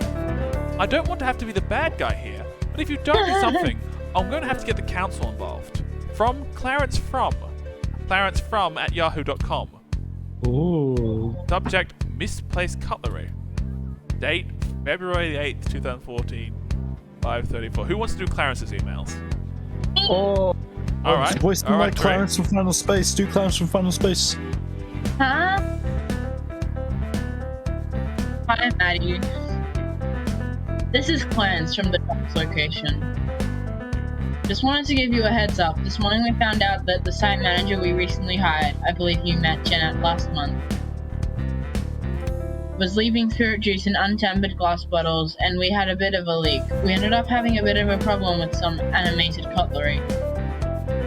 We have the same situation under control over here, and we're mostly sure everything is accounted for on our end. Unfortunately, this started happening about a week ago, which might be enough for something to wander off far enough that we wouldn't be able to detect it. Very unlikely that this happened, but just wanted to give you a heads up in case a possessed steak knife wandered off far enough to find your beacon and decides to pay you a visit. Sorry about the situation. Rest assured that the person responsible for this won't have any opportunities to mess up anything of this magnitude again. By the way, are you planning on going to Em's birthday next month? Regards. Lance. Orca! Okay, this is yours. From Maddie Zhao, admin at terminalvelocity.org. Subject, RE, misplaced cutlery. Date, October 12, 2014, 6:42 p.m. To Clarence_from@yahoo.com. Hi, Clarence. Sorry I missed your message earlier. I no longer use this address. Please use contact at terminalvelocity.org for anything related to terminal business. Hope you enjoyed Em's birthday party. I don't remember why I couldn't attend, but I'm sure it was a good reason. Maddie. Called it. Oh. See, it was just the way that things have been written. It was giving off that Karen vibe. No, it really was. Wait, so did she end up being behind the entire thing? Yeah, so essentially she was putting them in like non-sealed bottles. So they would just evaporate overnight. And she was also emailing the wrong email address, if you believe what Maddie said at the end there. But Maddie just didn't reply to tell her the correct one. This is a mood and a half. Well, there we go. We've seen Maddie's DMs. They were quite entertaining. What else is there? Oh, we have. Look at those eyes. They're slightly scary. Slightly scary. There's camera, I don't know what that. Oh yeah, Kishan. We can see what this is. Studio mode, yeah. It reminds me of like a Pokemon trainer, I don't know. Okay, shit. Wait, that's a Pokemon. He's got him a chop. He's definitely got him a chop. Oh, yeah, yeah, absolutely. He's Well, like Brock's cousin. Oh, let me search something up. Definitely. Oh, yeah, he probably has an Onyx as his strongest as well. Actually, he seems like a Zubat kind of guy. I feel like Is that because of the purple? I That's just don't know. one. I don't know about Zubat, but Definitely an Onyx and Machamp. Oh, Oh, we can make our own scene. oh, that's cool. yeah. Oh god. Edit face. Oh no, this is. Just imagine the fun we can have with this. Want to talk about mommy milk? The last time, Maddie, fuck off. Well, I just want to talk to you about mom. This is why we're in debt. Listen. She's deposing because it's no fun animation point. Holy shit. Oh, so this is what they use to do their scenes. Oh yeah. That's really cool.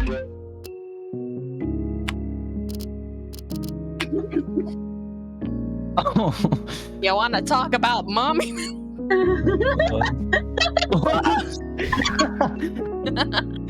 Oh. Oh Jesus. Rolling. Why does he only have one eye? Where's What's her that other big eye? ball? What's the big ball? I don't know. It's Why is terrifying. there a ball? Oh. I think the models messed up. Or maybe it's showing where the camera, where you can set the camera to. Oh, maybe. Hopefully. Add in all the actors. Oh man. Can you make us sit on Maddie? Can you change the angle from the top right? I'm We're going not by insane. clicking. Maybe with my arrow key. Oh, maybe it's with. No, that's not. Never mind. rearranged shot.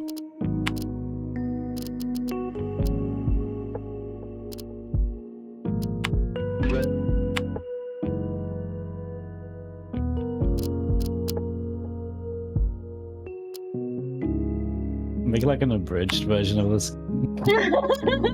Making an abridged version of Necromancer in Necromancer? Question mark, question mark, question mark. Not clickbait. Expensive coffee, be warned. Alright. Oh, you can add fog.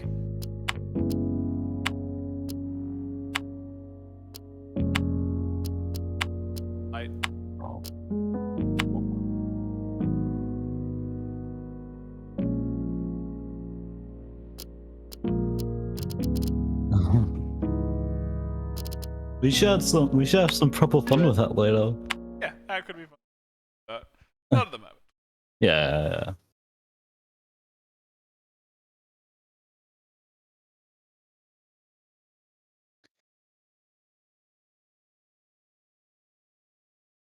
How many of us are actually watching the stream?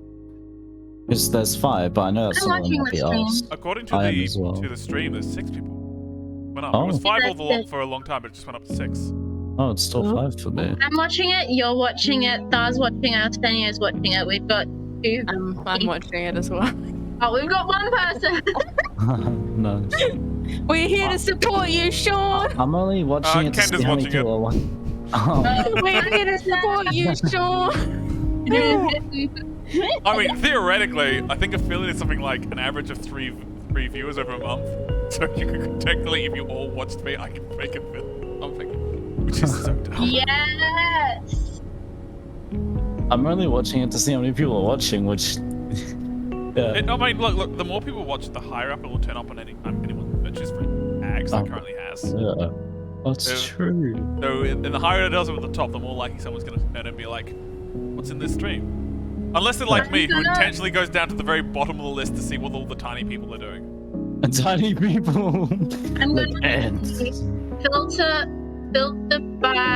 sort by viewers high to low. If I look, I'm gonna. Oh wait, where did it go? Okay, if I open your stream in 2 tabs, and then I go through all of them. If I go With the tentacle man in chat. Sorry. Oh shit. Quit. There's a weird tentacle thing. Oh no. It looks pretty cute, not gonna lie. And it's sus. He's succulent. That's very sus.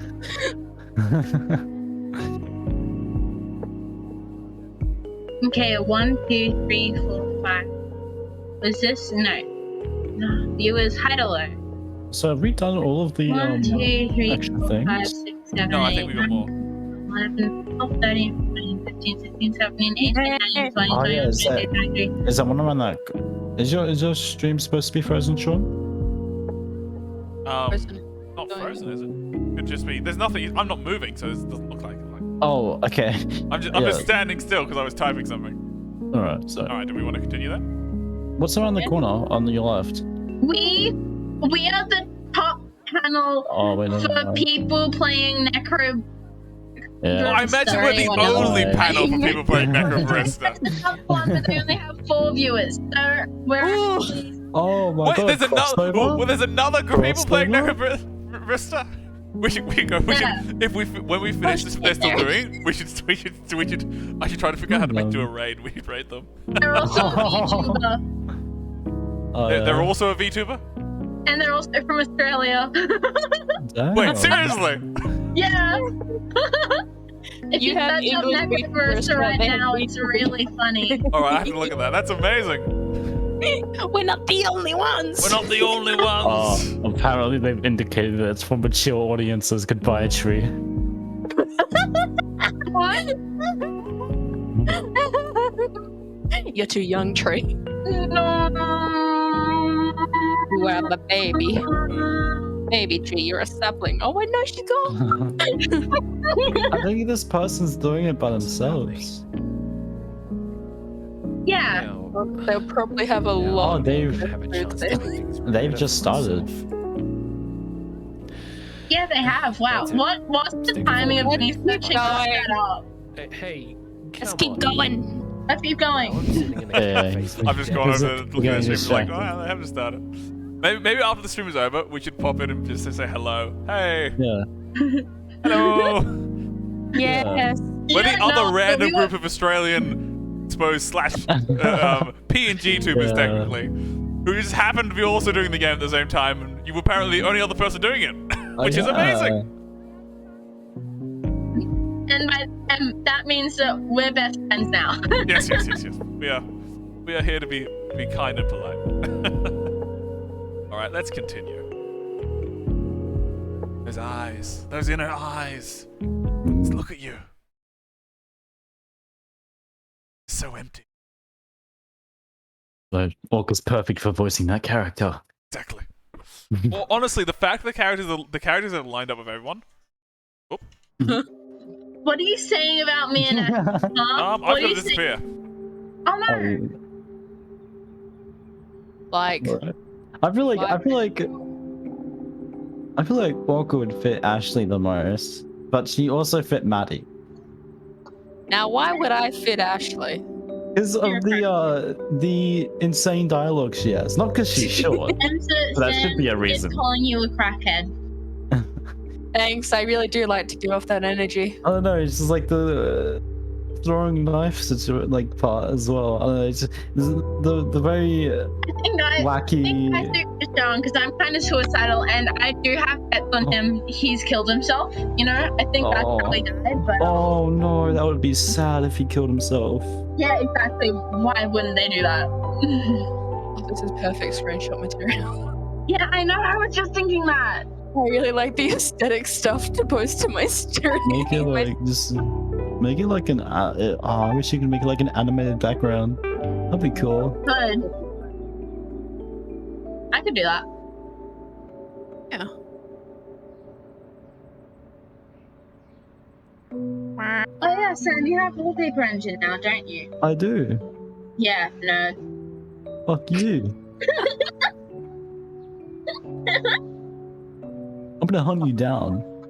I will find you. You know what? You know where I know the general area. I know the general area in which Did you you? live. I'll message you my address. Oh. I'll stay far away.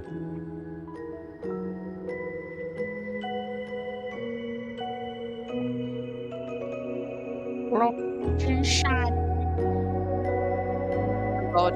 This is a nice thing to go AFK on, you know? Nice little. Yeah. Oh my god, Now you're 78 gonna be interrupted by quacks. 78 Mulan Street. Fuck.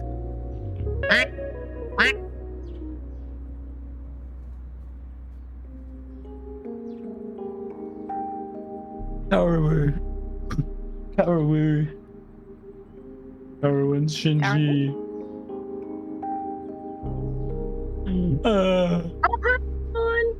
He exploded. Wait, when did Sean do that? Was that like a while ago? Am I dumb? What? Yeah, that's right. What, in the chat? Yeah. Yeah, he did that a bit ago. Damn. Yeah, but you feel super embarrassed right now, huh? I'm so embarrassed right You should- now. You should, like,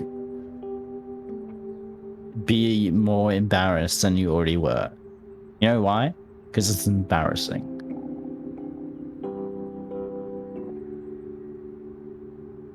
I found these hands with Alright. heart that make I'm back now. hearts. Apologies for that. I Hello, received a Sean. phone call from my auntie. Who is she? Oh my goodness, look, we She said was that at good. the She was same asking time. for some help in a couple of days. Next week sometime. On Monday, they're getting the hay baled. So they'll need some help moving hay. Pretty good. Hey. Yeah, it's it's Reliable. How about- Stream. You're a responsible adult. I'm trying to think of a joke I could include here. He needs all the help he can get. It's not. I could do better. I know I can do better. I said that all through high school. It never happened. I'm sorry, Sean. I have no jokes, including involving hair. Fine. Platoon. It's prickly no! stuff, you know. Go, buddy. All right, shall we continue? Yes. We should. Day 2, 5 p.m. outside the terminal. Ooh, fat man. You're right. Yeah, that's the first I did for him. I don't know. We'll see. I'll adapt. Yeah, I guess. Cool. Mind if I join you? Go for it. God, his head's so fucking small. Dory. Hmm? You want a Dory? I'm sorry, Dory. Coffin nail. Cigarette. You want to smoke or nah? Oh, right, of course. Yeah, sure. Sorry, it's been a weird day.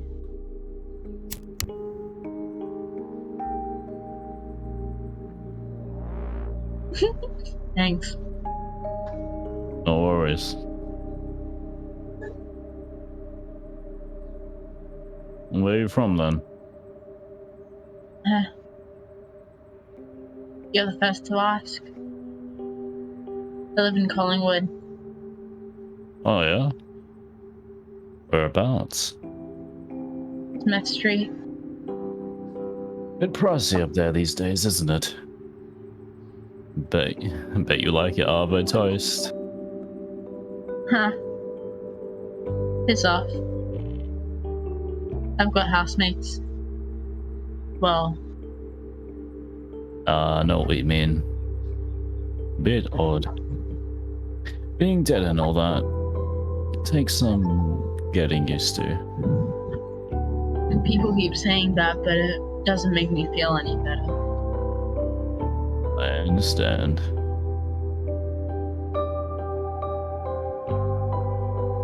Do you? I reckon as much as anyone can, yeah.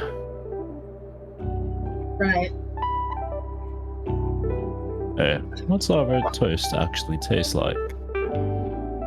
Huh? Never had it. Can't you go out and eat some?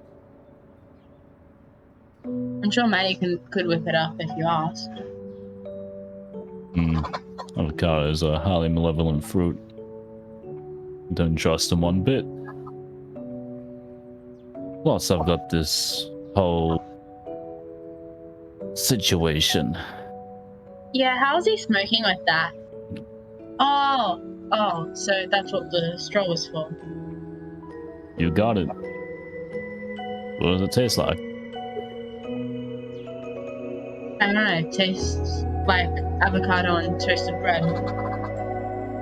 Avocado is kind of cold and mushy, but it's got good taste. Black peas? Definitely better than mushy peas. Love me a bowl of peas, mate. What? Because they're the only thing you can eat through with a straw? Watch yourself. You wanna zap me with your death council powers? First off, it's the Council of Death, not a Death Council. They're totally different things. I imagine it's like actually Death Council. Secondly, you really think that's what we do? Walk around shooting lightning out of fingers? Well, when you put it like that, it does sound a bit silly, yeah. We don't do anything like that. We just keep things running smoothly is all. We're asking cafe owners to sell their time dead. It isn't something we like to do often. So you just keep the peace? As fucking ironic as that sounds, yeah. Ned keeps the peace. Wow, that is ironic. From the bush ranger. Dude, I know. Want another? Sure. These two. Does it say smoking kills? Yeah. Yeah, well, it's Australia. All our packaging says that. Oh yeah, where's They all Brian? have Where's this old strong mate imagery Brian? of like The only reason this isn't realistic is because you don't have the gory ass image of someone's. yeah, Yeah, the inside of someone's like destroyed lungs from smoking for their entire yeah, lives. or they're like kind of caved face in a way. The sunken. Yeah. Old mate Brian, old mate Brian. And they don't have the big numbers for the help. I'm at the I'm glad that's what we pick up on it. I Fishnets? love the sunrises here. They're alright.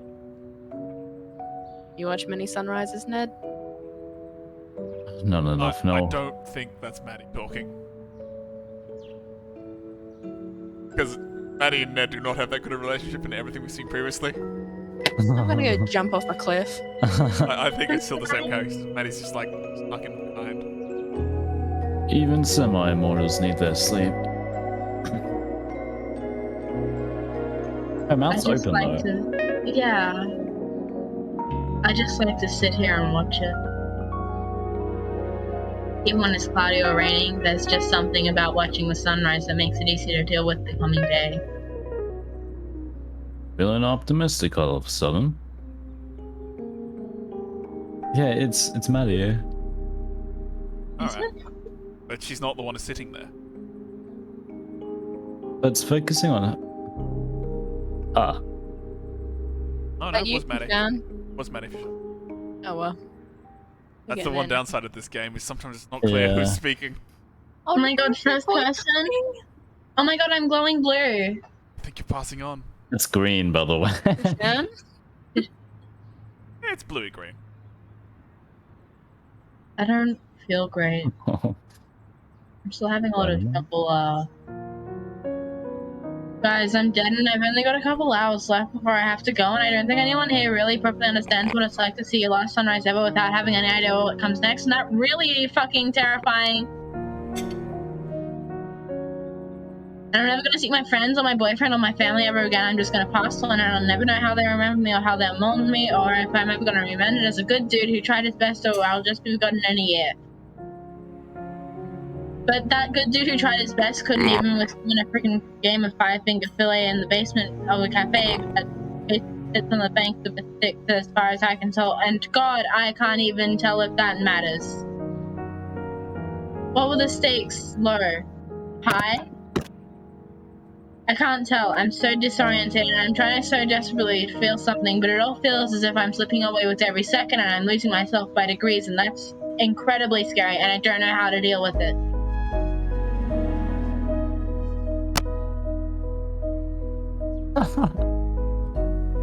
Oh. I actually came out to apologize for that. The game. Oh, for God's sake, Maddie, have you been gambling again? Can it, Ned? Sorry. Kishan. I shouldn't have taken that time from you. You took a fuck. You took it fair and square. I don't feel like I did, so I'm giving it back. Believe me, I'm as surprised as you are. I don't usually do this. What's different this time? That's my business. I can't believe you're still swindling people out of their hours to try and fix your debt. Dude, I know. It's bloody undignified.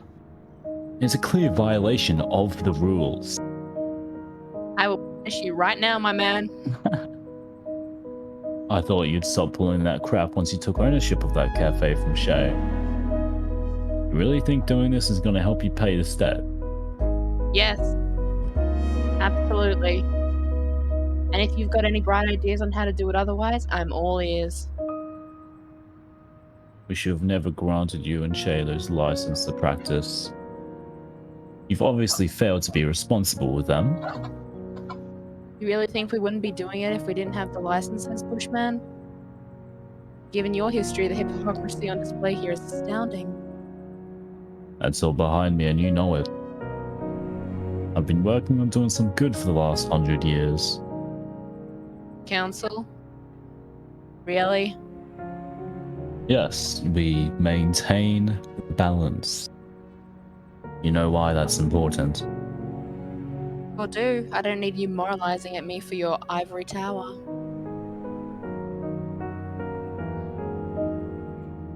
Give it a rest, guys. But I'm pulling the last day on Earth card. With it.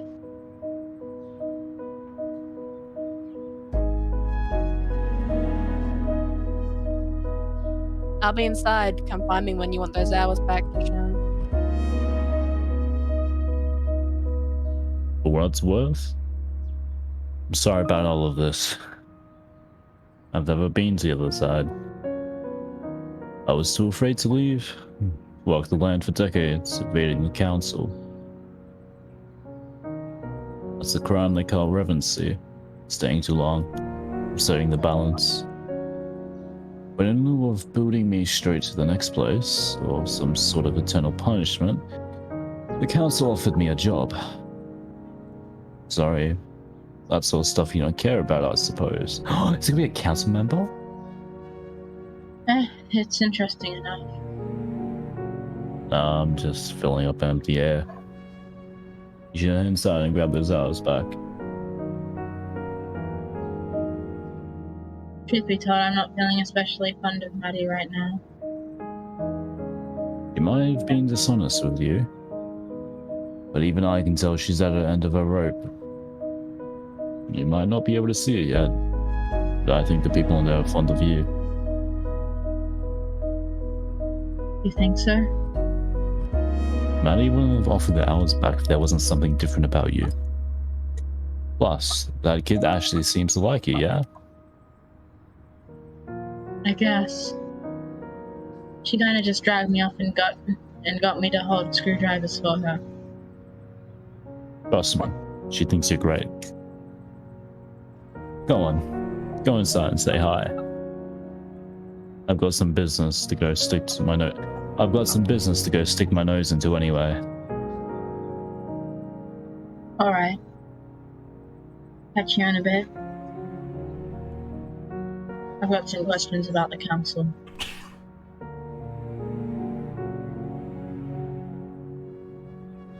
Of course. Won't be out for long. Later, mate.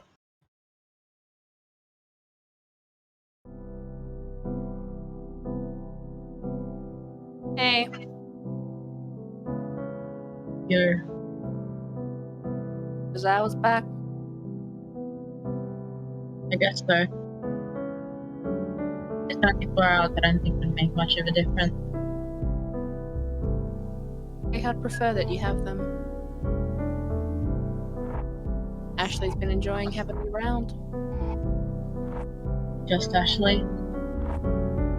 And me too, I guess. You seem pretty reluctant to admit that, my dude. Psychoanalyze me. Sit still for a minute. Alright. Lay your hand on mine and place your index finger on my wrist.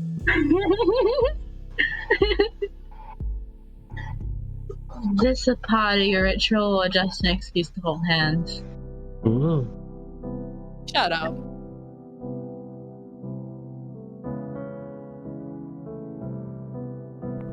The index finger isn't on the wrist, they're just holding hands. Thanks. Watch carefully and no matter what you do, don't move your hand.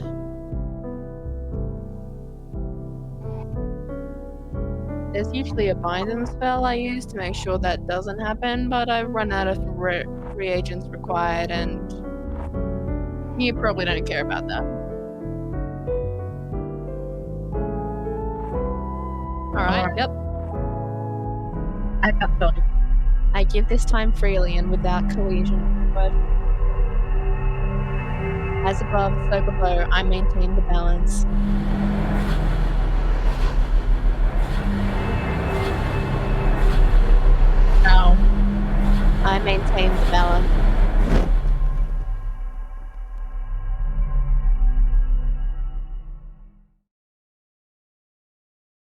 it.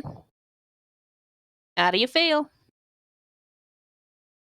I actually feel better. I feel less itchy. Yeah, we weren't kidding about that yesterday. As you linger, you begin to upset the balance, and as I understand, it doesn't feel so good. Right, yeah. Why does Ned get to stick around then? Does he just ignore it? Council is a special case. They're more similar to demigods or demons than they are to us. That's fascinating. Tell me about it. I'd have joined ages ago, but they're uptight dicks. They don't seem so bad to me. That's because you've not run into any of their ridiculous rules. Bunch of bloody regulations on manipulating life force and certain standards on the treatment of spirits. Is that why you gave me the hours back? Because Ned realized he broke the rules? No, that was all within the guidelines, despite his blustering. I gave them back because I felt bad, that's all. Oh, neat. So you pity me. I love that. I'm actually really into it. No, dude, not at all. Nah, you don't need to clarify. I get it. Seriously? Lost down Earth. Moving on. Fine, sure, I'm sorry. Sorry, I've got to serve this customer. I'll help. Really? It's probably not a two-person job. Yep. Come on. I want the boy to leave. I think Joel's right. I think he just becomes a part of the council. I hope they don't do that, because the whole idea of having to accept people and moving on would be completely destroyed if they just kept him around. That's true. That's I've been true. really attacked. Oh no, he's going. That's the point of the game. Oh, wait a moment. All this discussion about, moving on and, saying goodbye, and they just keep him around. That would But he's completely in ruin the this. music video. Is in the music video, Sean. Yeah. He came back just for the music video. Piggy. Pig?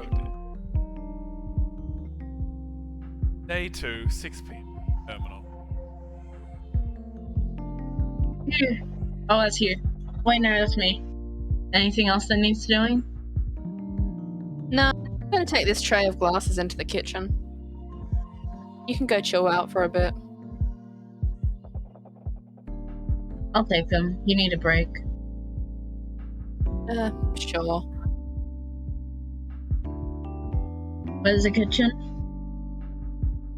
That way. You'll find it eventually. Cool. Back in a minute.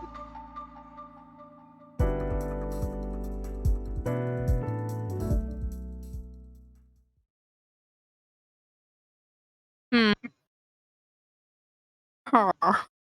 Oh. Ooh. What can I expect of the raw power of my castles? Nothing! Yeah? What's this then? You can't do that! You can't do that!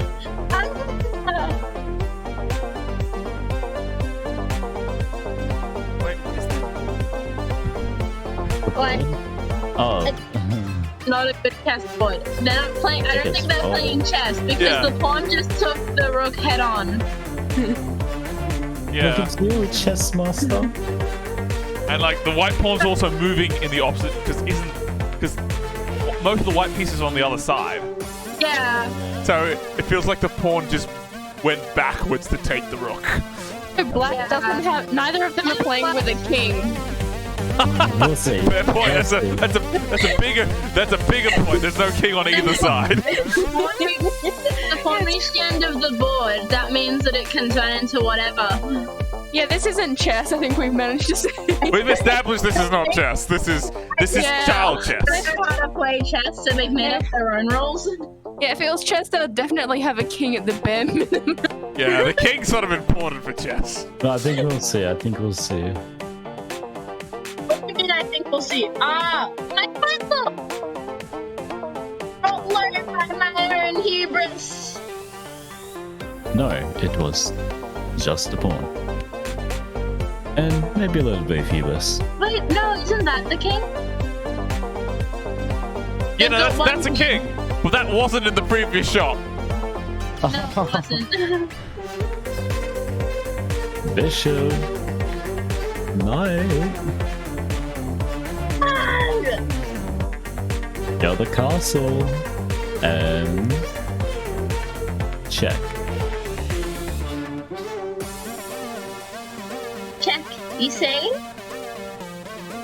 Oh, I didn't think of that. You activated my trap card! You?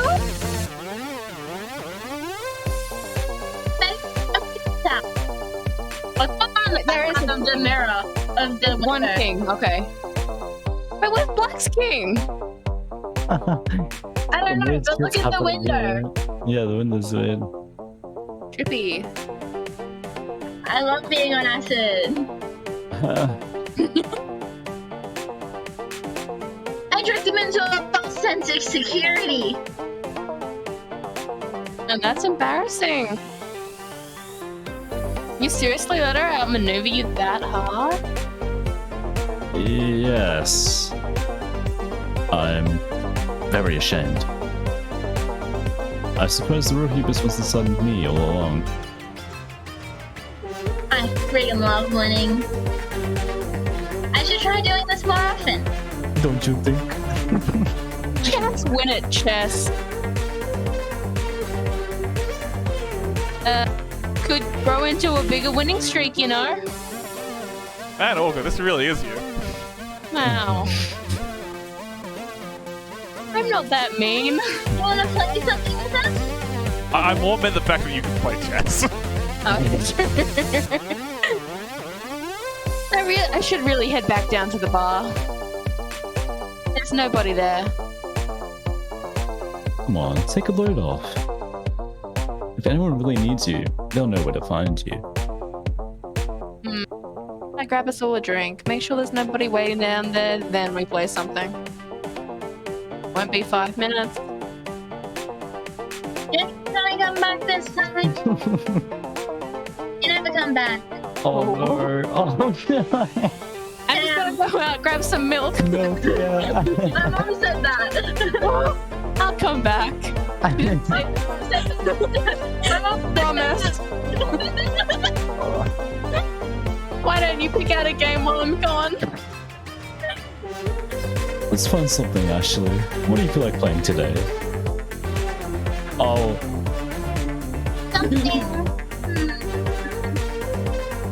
Something with lots of dice. Like I'm not playing dice it is. Pero yeah. Yahtzee! We'll see you in a minute, Maddie. Day 2, 6:15, Ashley's workshop. It's been 15 minutes. Is it water? I think it's an aquarium. Yeah. It's either an aquarium or it looks out onto the bay in Melbourne. Oh, like because they're underground. near a river. They're near a river. Because they're probably on the a cafe shop on the banks of the Yarra. That would make Yeah. sense given the setting. But wasn't it? Wait, is her thing downstairs? Yeah, it's. I'm pretty sure it It's is. upstairs. She said she would go downstairs because there's no one at the bar.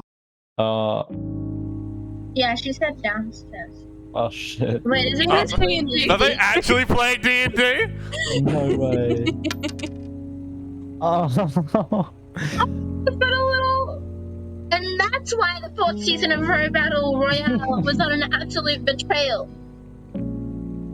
But you still want to be on it one day? Well, yeah. Unless an indie circuit opens up.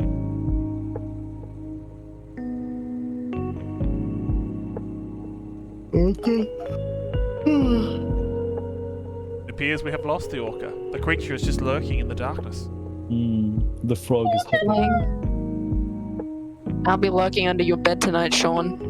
Oh, With one eye open. Like in wrestling? We like in wrestling. Melbourne's got a local show. I want something like that. you could probably put your own local league together if you worked really hard. You could build the robots and get people to battle them. Human controlled bots are boring though. I want to get more of that spirit juice and put together the bigger ashling. How big? I'm thinking I'll start at car size and then move on to more of a bus adjacent form factor. I'm not sure we have enough power. Well, I'm not sure we have enough to power one of those. You have to get Maddie to source you a large amount of it. We need liters of it at least.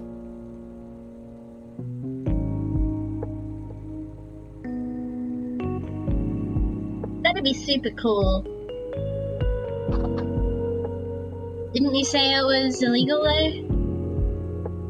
Oh well, technically. But what Ned doesn't know won't hurt him.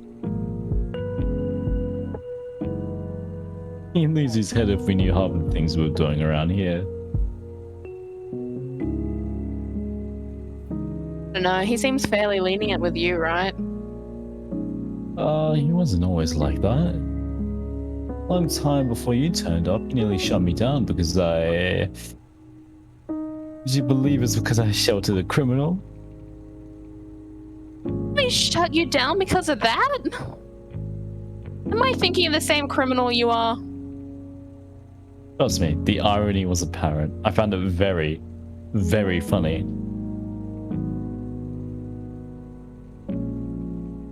What sort of criminal were they? Just a minor demon on the run. I don't know what she did to get a price on her head. I just took her in when she stumbled through the door, dripping blood everywhere. That's metal. It was extremely metal. How long did you manage to hide her for? Oh, not too long. Maybe 6 weeks? The time flew by, if I'm being honest.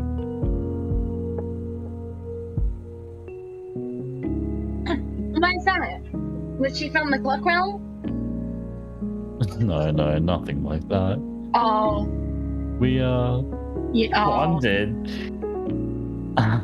Magically?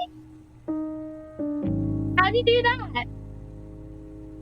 I thought I heard you telling Maddie that sort of thing was impossible between beings on this plane. No, not magically. We were... lovers. Ew! Yuck! Ew!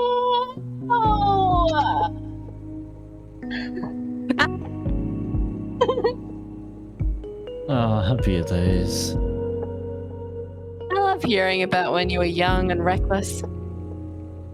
Gosh, what do you think I am now, huh? Old and boring?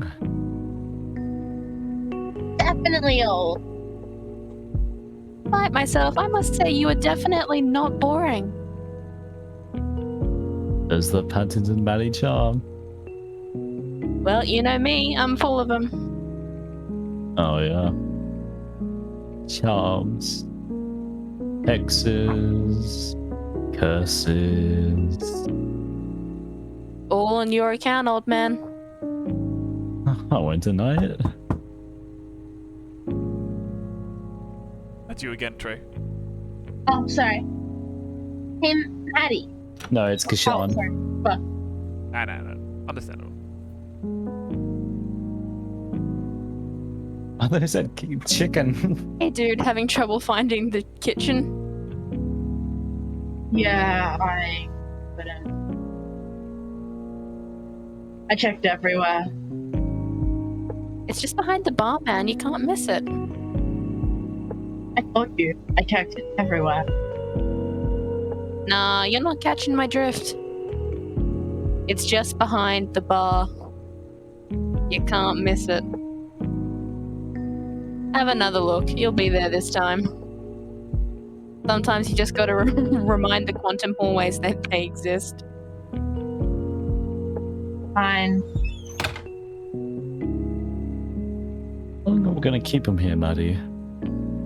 Oh, we're keeping it? No, we're not keeping him. I'm gonna let him stay as long as he wants. He'll leave on his own accord at some point. Feel sorry for him? Weirdly, yeah. I don't usually get attached to customers, but he's a good dude. I like him. Do you like him because he's nice? Or because he was good at passing your tools over? Yes. Don't get too attached. He's not gonna be here forever. Well, I know how it works. I'm gonna enjoy having him around just like you taught me. Don't cry because it's over. Smile because it's happened. Actually, that's from the motivational calendar I threw out last week. I never said that. Same thing. I'm used to people moving on, is the point. I can deal with it.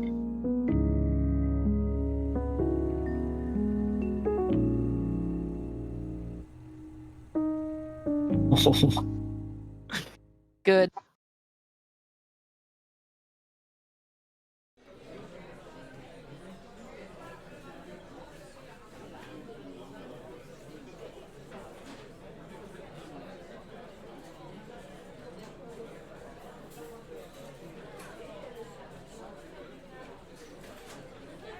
Coffee on his head.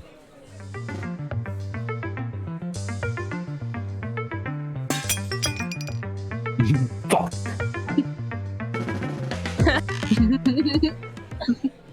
Do it.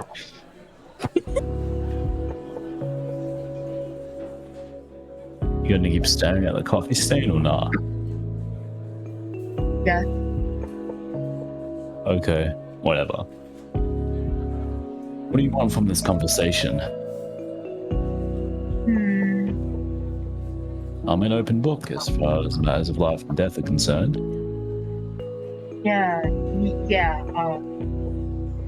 I don't want to go. I know you've probably heard this from, I don't know, 1,000 people or whatever.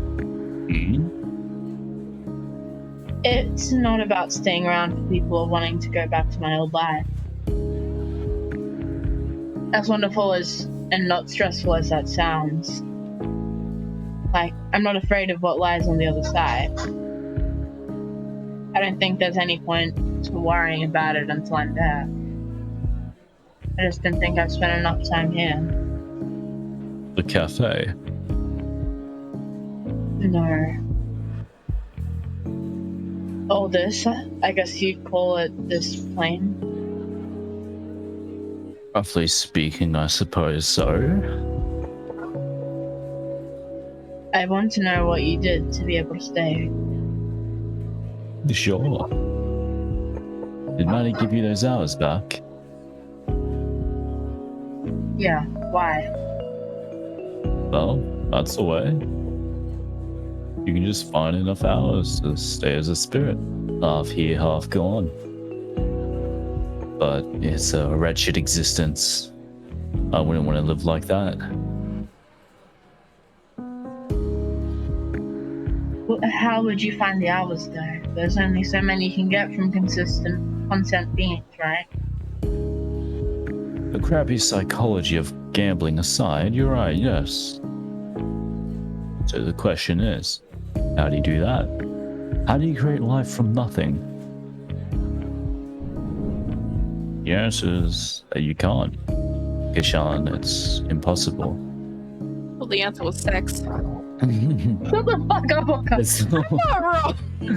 There's always... That's there's creating always- life from life. There's no nothing there. I mean, it depends, because I'm pretty lifeless, so I just have to find someone else that's equally depressed. There's no emotional Okay. attachment, Shauna. It is from nothing. There's always got to be some sort of balance maintained. Everyone who learns to manipulate the fundamental life forces understands that, no matter whether they're doing good or bad things with their skills. Here's the thing though. You don't need both parties to agree. It's just a social nicety, something that separates us from, well, people who don't do that. That's where the idea of vampires came from, for example. Those bastards. They're not special or anything, they're just dickheads. Oh, there! Anyway, if you can take life force from people, you can also drain it from animals or plants. But in this business, there's a lot we can't understand. One of the things we can't understand is why life force from animals and plants is tainted. It feels gross. If it didn't, everyone would take it. Consequences be damned.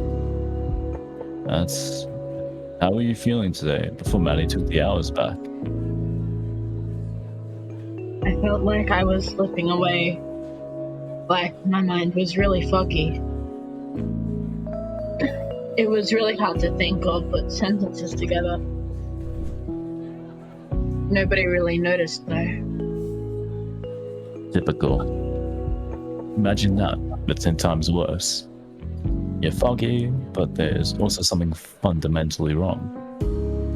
Like a collection of puzzle pieces that don't quite fit together. Like an engine that's running out of oil. That sounds horrifying. Right? So, should I do it? Probably not. Would I stay otherwise? Well, you could always go on the lam. Just run for it. But you catch me. Not me personally, but yes, the council would eventually. And that's it. That's my only option. Perhaps. Depends on how you feel about bonding your soul from turning to a fundamentally neutral arbiter of justice. I have no strong feelings about it one way or another. Smart ass. Eh. Oh, because he was being neutral. Would you regret it if you stayed here forever instead of moving on? I don't know, I guess that'd maybe be up to me, right? How do you mean? In the end, how I feel about taking a big branch in my life is just a matter of how I frame it. I can focus on what I regret, sure, but it's not a useful way to spend my time. If I focus on the future, on everything that's on everything that's in the possibility of space instead of outside of it, that's probably better for me, yeah? Sure. You don't sound convinced. I'm just ambivalent on it. I'm trying not to think about anything hard these days. But if you're willing to accept eternal bondage with the council, I can keep you here. Orca. No. Orca, please. What? Nothing. What's happening? Just keep on talking. I'm confused. Keep on talking! Yeah. You have to act. Oh, man. You have to act in the best interest of the system, not its individual parts. Bureaucracy at its finest. How'd you learn to deal with it? It just took some time. Get used to it. You learn not to think too hard about what you're doing. As long as you take a holistic view of everything, things generally shake out alright. We tend to only bother the biggest rule breakers anyway. Maddie being one of them. Habitually. She wouldn't be getting so much leeway if it went for show. I don't understand that guy.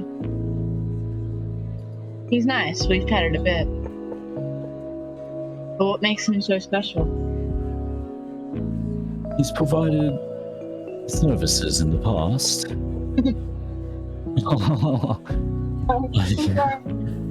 I can count on one hand the number of people who know as much about the manipulation of life force as he does.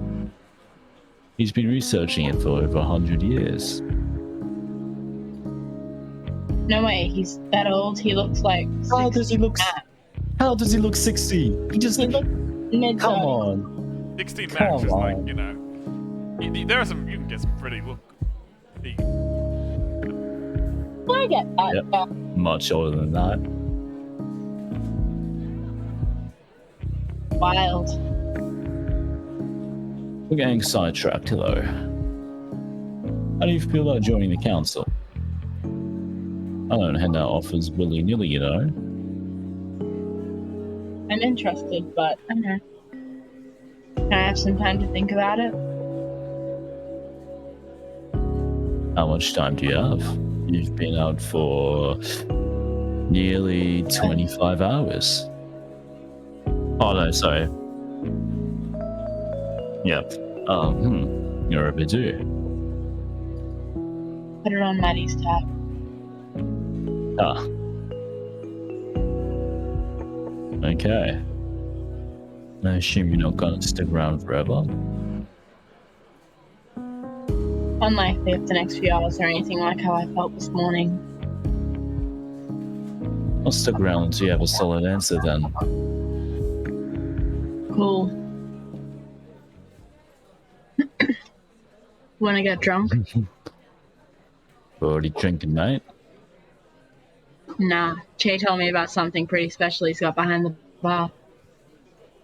Unless it's something really special, he's probably offered me some.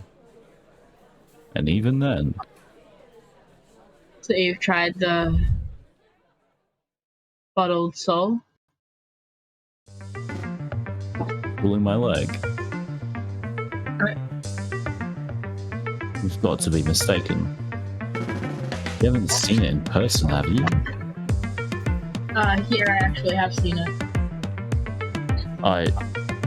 That's quite illegal. I expected better from him. Damn it. So are we gonna drink it or not? Council regulations require me to confiscate it or force the owner to dispose of it. We'd be doing him a favor then. I suppose. Come on, dude.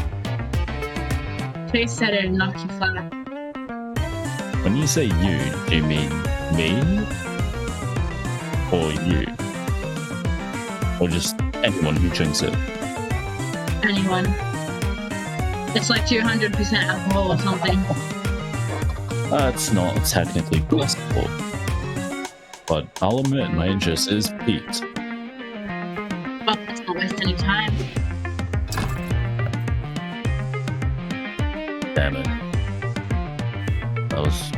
This was a setup, wasn't it? Basically. You in? Fine. Oh, this looks deadly. Good thing that... Wait, that's you. Good thing dead people can't get alcohol poisoning. Hey. Is that together? The bureaucracy. Huh. The bureaucracy. I have to go for a little while. I'll be back. Alright, Trey.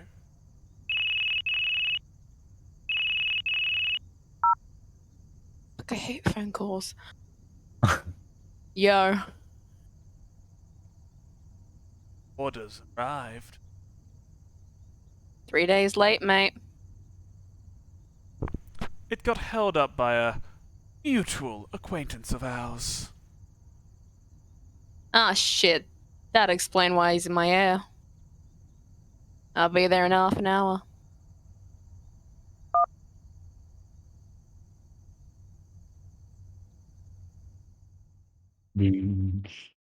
I just got an achievement called End of the Line. Wow.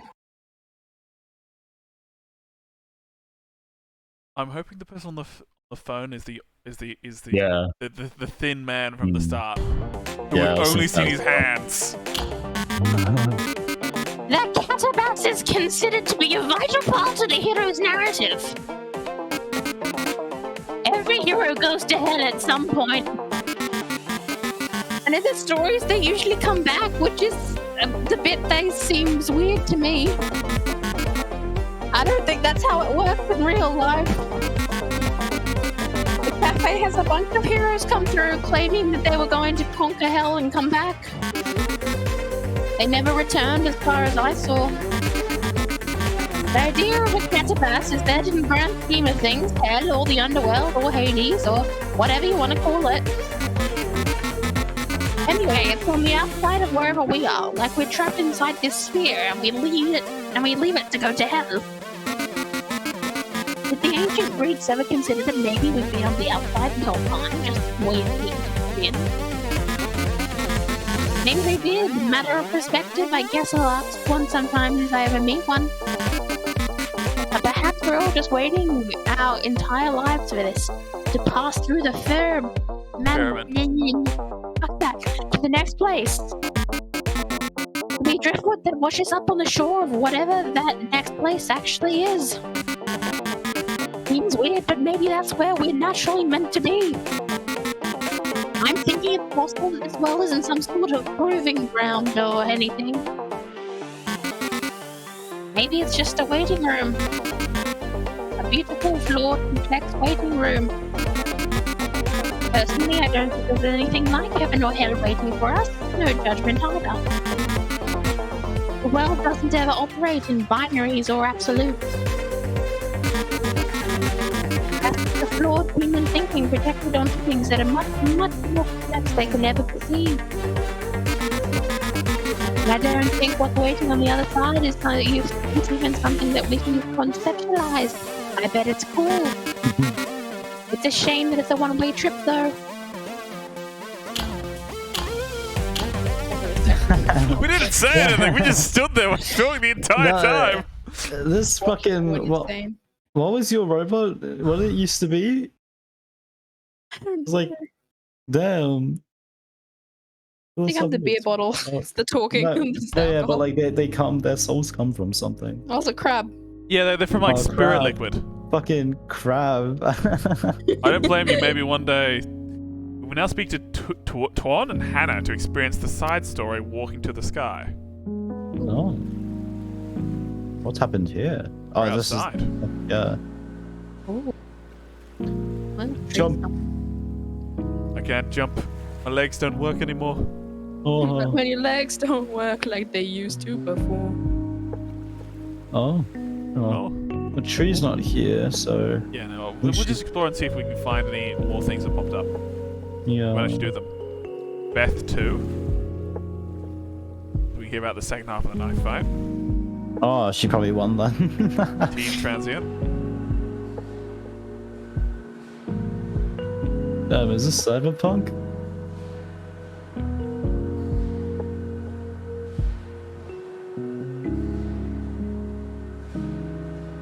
See, there's a river.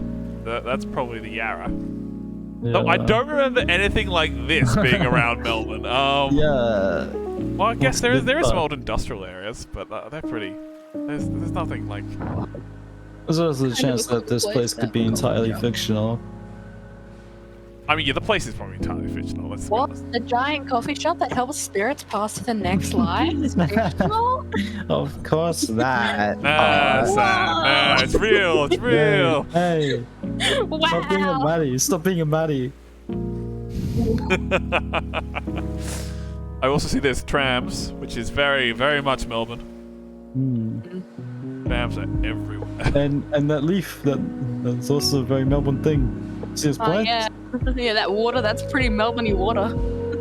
I bet it tastes so Melbourne. Actually, I would say that water looks a little bit too like crystally blue.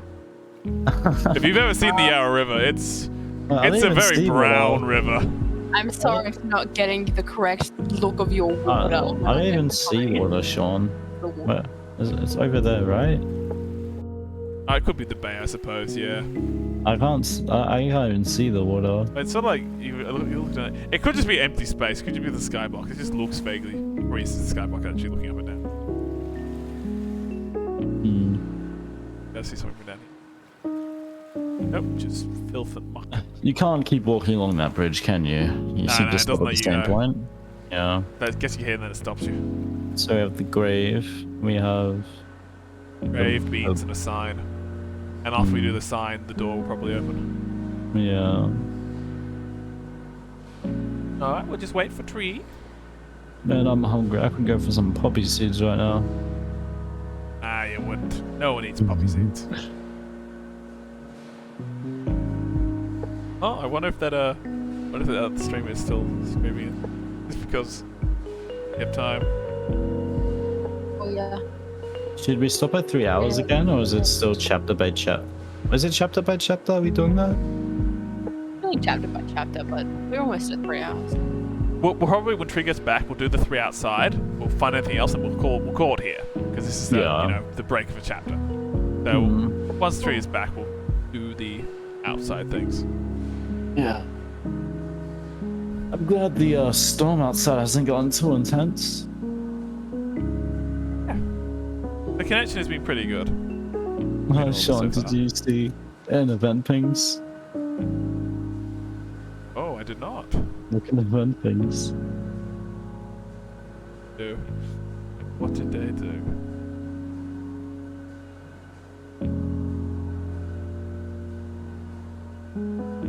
Have to be in the right server. Of course. Oh my god.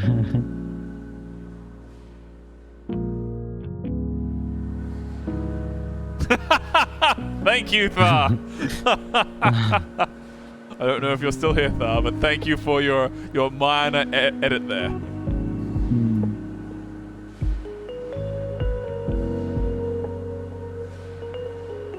Man.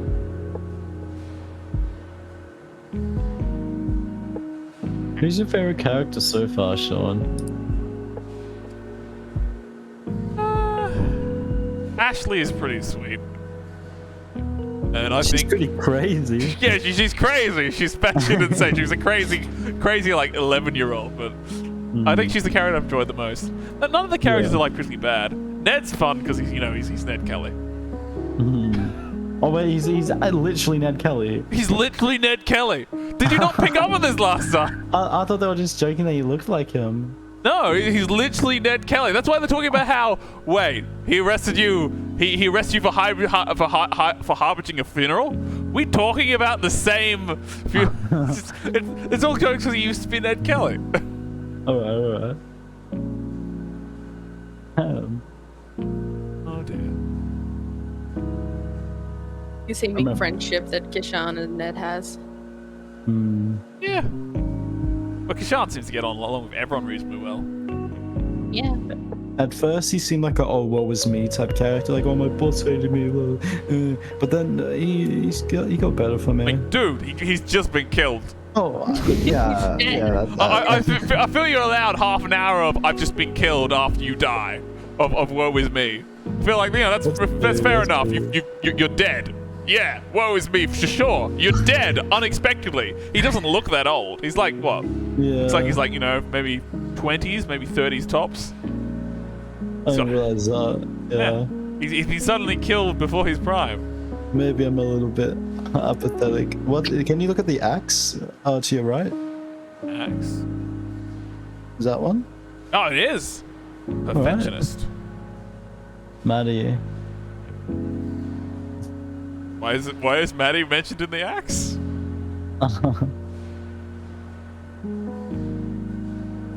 Well, seems like it's even more like Orca. on. I don't know. Oh, you know what would be cool if we. It is I amazing don't how well we think. typecast into all these things. Yeah. I'm like immortal like Chet. I'm actually hundreds of years old. I like to gamble and steal people's remaining time. Wow, look at that. Soul thief. Shit. D&D. Shit. I really am. What was I gonna say? And I like to narrate the stories, but I end up just waiting for everyone else to say their piece. and then you say something said. Yeah, said someone, or occasionally they wipe their brow, said someone. It would be cool if we like. I don't think we should do it, but if we like had an avatar of each main character that we voiced, like Tree would be Ashley, Maddie and Che. You mean like an avatar on the screen? Yeah, like the 3D model that they use when we talk. There'd be a lot of switching on my end to make that work, because I'd have to essentially change code every time you guys swap from one thing to another, or I'd have to set up an automated system. That would take research doing things. Yeah, like I said, we probably won't do it. Oh, actually, no. I could just toggle visibility of things. Actually, I could just make them all and then toggle visibility. But then you'd also need to have drawings of each character in talking and not talking. So there's a lot of work. But actually, on my end now, I think about it, I can just toggle visibility. So just turn off your old one and turn on the new one. Character swaps. So people are enjoying this. People have been enjoying this so far. Yeah, pretty good. Enjoying it a lot. It's good. It's I fun. love just looking at the stream and barely being able to see me until I talk. Because everyone else is just so visible. 3 is very visible, but you are subtle. As you asked to be. As you asked to be. Yeah. Hide me until I speak, then you can see my rows of teeth spiraling to your death. Ooh. Oh dear. I have a mushroom on my shoulder. Eat it, it'll kill you. Poisonous mushroom. That's how Orca gets her hours. Gives you mushroom and they kill you. And I get the mushroom and I eat the mushroom and it gives me the hours. And me, it's my mushroom. So those are the side story characters up there. Oh yeah. Oh wait. Are those? Who are they? Are they the pool? They aren't the pool people, are they? No. They had different names. It was but they're the new mode thing we unlocked. That chapter. All right. Huh?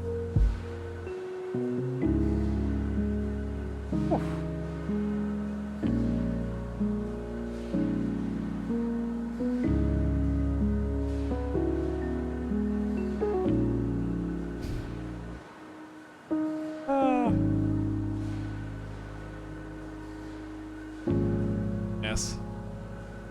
Yes. Oh, I'm just looking at the other VTuber who is streaming. Oh, I'll take a look at this again. When I arrived back on Monday, I knew that something was wrong when I noticed a rain cloud hovering over the door. It's not uncommon for rain clouds to appear at any time. Actually, no. Close that down. We picked up by the stream. Because I've just got it capturing everything at the moment.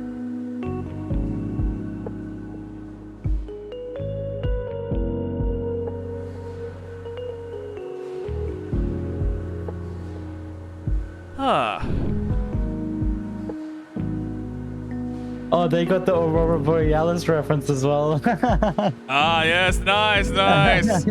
We understand the jokes. So they paused, and they were like, I need a drink after that. Oh, brilliant. Oh. Well, anyone who we don't know is just hanging out and chat, who I don't think there's anyone here, because there's only 4 viewers, and there's, you 4, so... Yeah. So I think it's just us at the moment. And Thar, Yeah. maybe. But yeah, maybe after this, I might do the things, but if that guy's still streaming, I might pop into his chat and just say hi. Yeah. Hi. Hey, Tree! Is Orca What's back? happening? We're just waiting for you to come back, and we're gonna do these last couple of things, and then we're gonna call it here because we finished the chapter. Oh, we did? Yeah. We're outside now. So let's do funeral then. You're up first, Trey. I'm thinking. Said Kishan.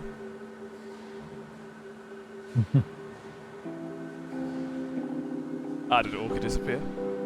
No, I'm still alive. Unfortunately. Uh-oh. Said Maddie. About the people that I left behind, Said Kishan. I'm not going to see any of them again. Them could be about to walk through the door. Said Maddie. Don't tell me with abilities. Said Kishan. You brought it up. Yeah, well, He slumped over in a funk. that really has a finality to it, you know? No, it does. Said Maddie. That's death. The travel from life to death is a very one-way street for all but a few individuals, and if you're standing here, then it's a bit late for the chest paddles. I guess I'm not thinking more about the fact that I'm thinking more about the fact that I'm not going to see any of my old friends again. Not as long as they're alive, anyway. Does tend to be how death works. Said Maddie. Right? Said Kishan. Also, I wouldn't have been surprised if that wasn't the case, you know?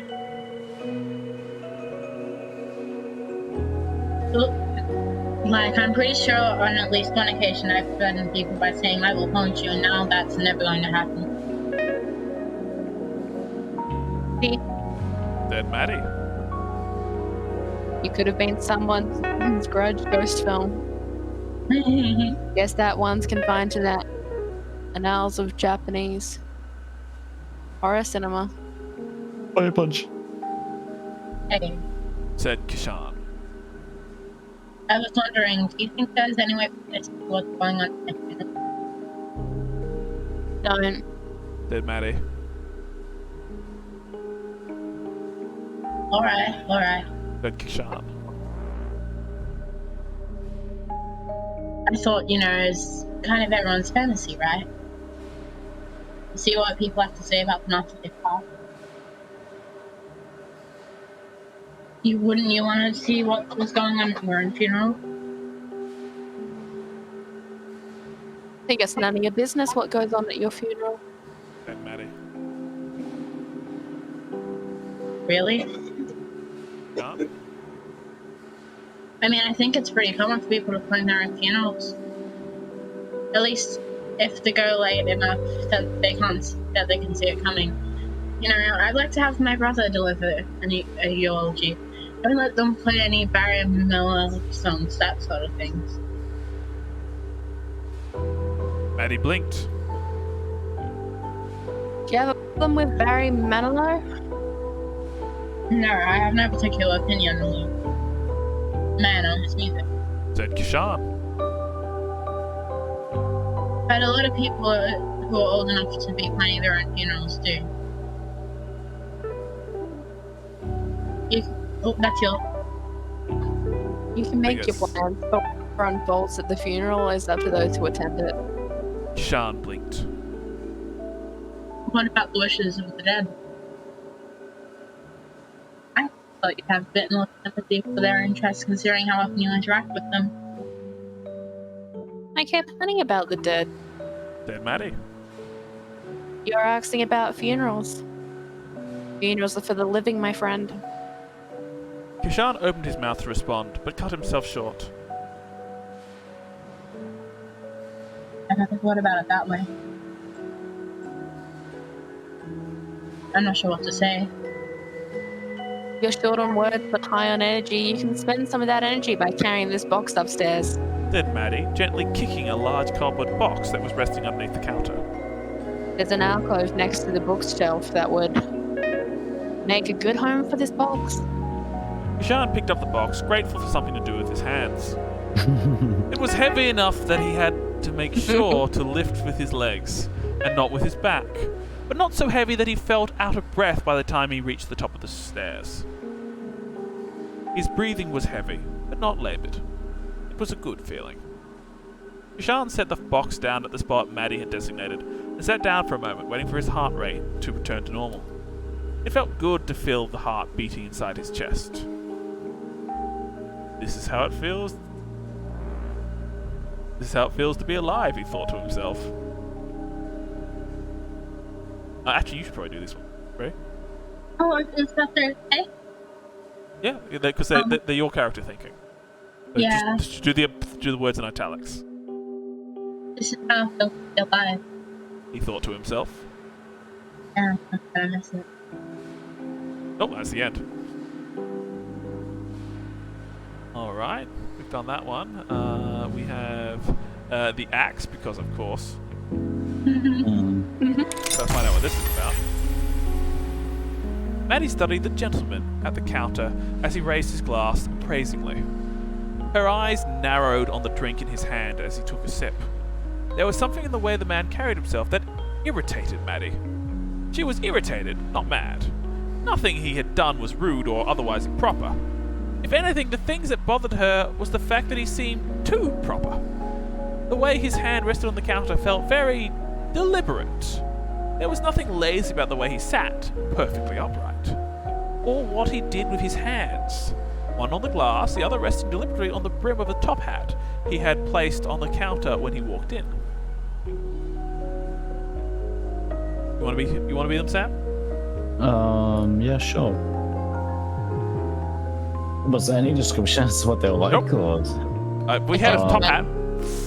I think No. he's very proper doing. No, He said. I'm afraid that's not it. He set the glass down. Was that better or worse than the previous one? Said Maddie. Closer, I think, Said the man. but it's hard to tell. You just know when it. You just know it. Oh, fuck. You just know it when you taste it, you know? Yeah, Said Maddie. I know. She picked up the whiskey bottle and began pouring another drink. This time 7 parts whiskey to 4 parts water. She was using the glasses that she discreetly marked with measuring points. She was confident she was pouring to within a centiliter of precision. She slid the glass over to him. Try this one. Said. That's still not it. Said the man. It's a fine drink, though. I'll gladly finish it. Let me try one more time. Said Maddie. I assure you this is a fine drink. Said the gentleman.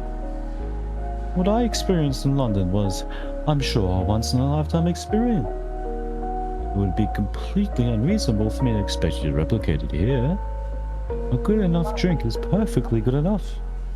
Something in the way he said good enough made her even less willing to give up the fight.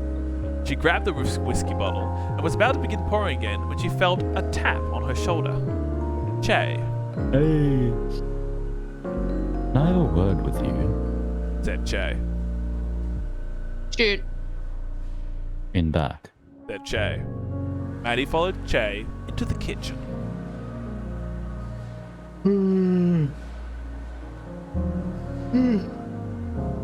You've got to stop trying to make the perfect water mix. Said Che. You're not cracking some code here. What that guy considers the perfect whiskey is not going to be some perfect formula that will work for everyone from here until the end of eternity.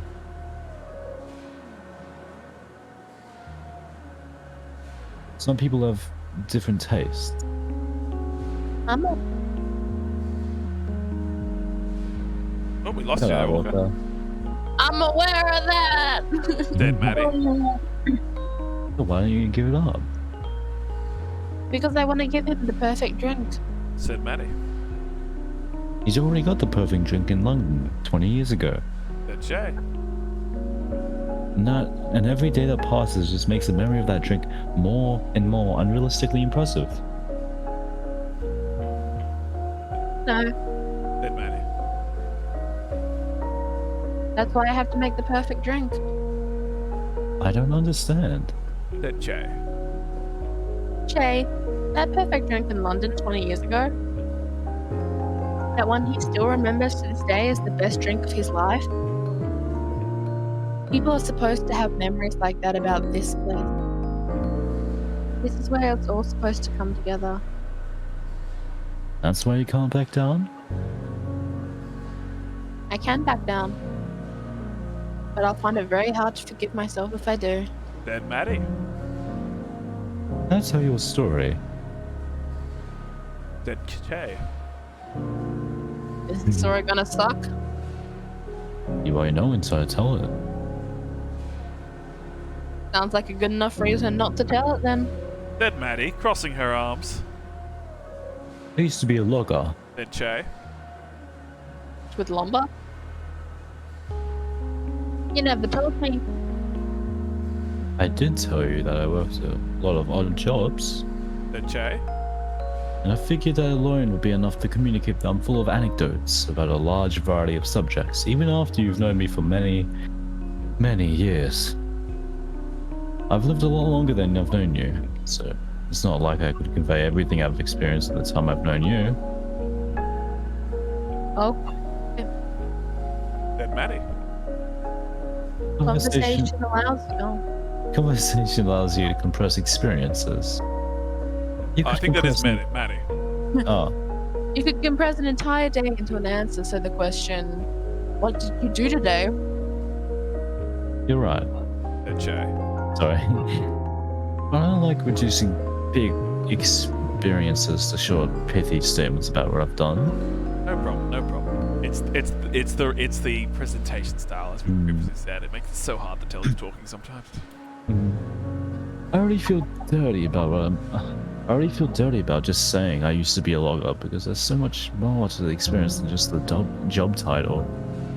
I'd like to tell you more about being a logger if you'll let me. Or Dead Maddie. tell me about being a logger. I was a logger for about 2 weeks back in... Wait, 2 weeks? You're a logger for 2 weeks? It sounds to me like you're a non-logger who engaged in a logging activity for 2 weeks. Logger is the title. You have to earn that shit. Alright. Dead Che. Point is, I learned a thing or two about logging. Thing or two, and probably not much else if it was only 2 weeks. You're right. Che. Luckily, I only need to tell you one thing. Oh boy, Dead Maddie. I can hardly wait. Salt your pasta. What's the one worthwhile thing that you learned about logging during those 2 weeks? When you're cutting away at a tree, you actually have to cut away a lot of wood in order to weaken it enough to fell it. Dead Che. That is, you're not merely cutting a gap in the tree. You're actually removing part of the tree to weaken it. I kind of figured. Dead Maddie. That's why partially cut trees have a notch in them. The logger just has to keep making the notch bigger until the tree collapses. Oh. Oh, Was yeah. that your lesson? Yeah. Man, I hate this. You're not acting like yourself. Dead Che. On the contrary, Dead Maddie. I'm behaving exactly like myself, and that seems to bother you. Che grimaced. You're right. We still play at being teacher and student. Maddie sighed and put her back against the wall, looking down.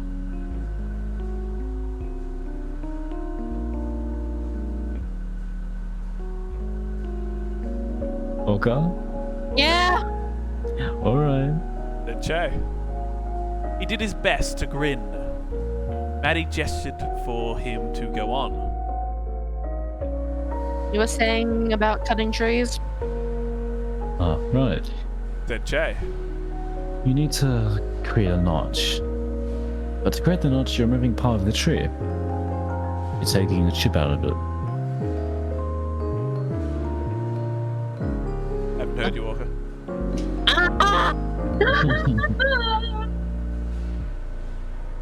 It's just really easy to get caught up in that when it's happening. Said Che. When chips are flying everywhere, the last thing you want to focus on is that big tree that's just standing still. You see a chip flying off somewhere and your eyes, more importantly your attention, naturally want to follow it to see where it lands. That's when you start to mess with your swings. The secret lodging is that you can't pay too much attention to the chips. Some of the chips are going to land at your feet, and some of them are going to fly off and harmlessly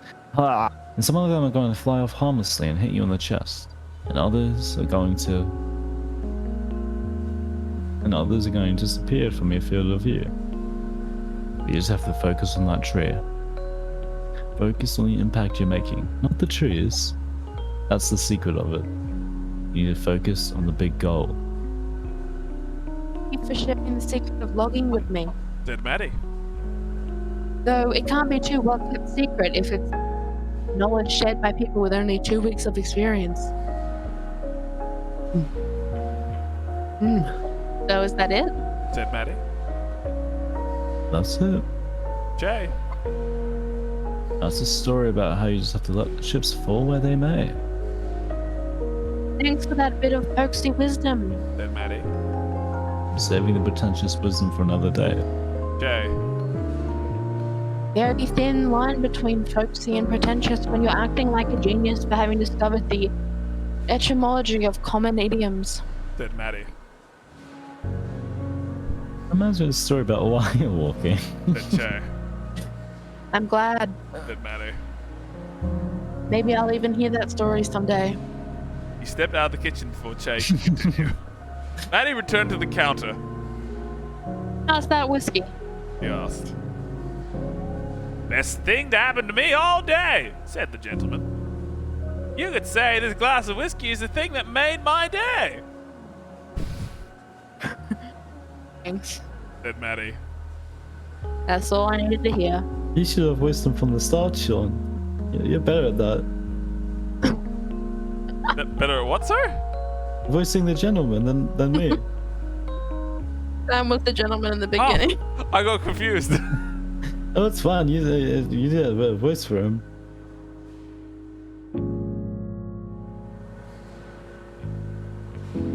Alright. Alright, I hit it. Alright, then. So we got Bethel, and then we got the sign, and then... It's Beth too. You're right, it's Beth too. Beth swung her knife in the horizontal slice. The crowd let out an ooh.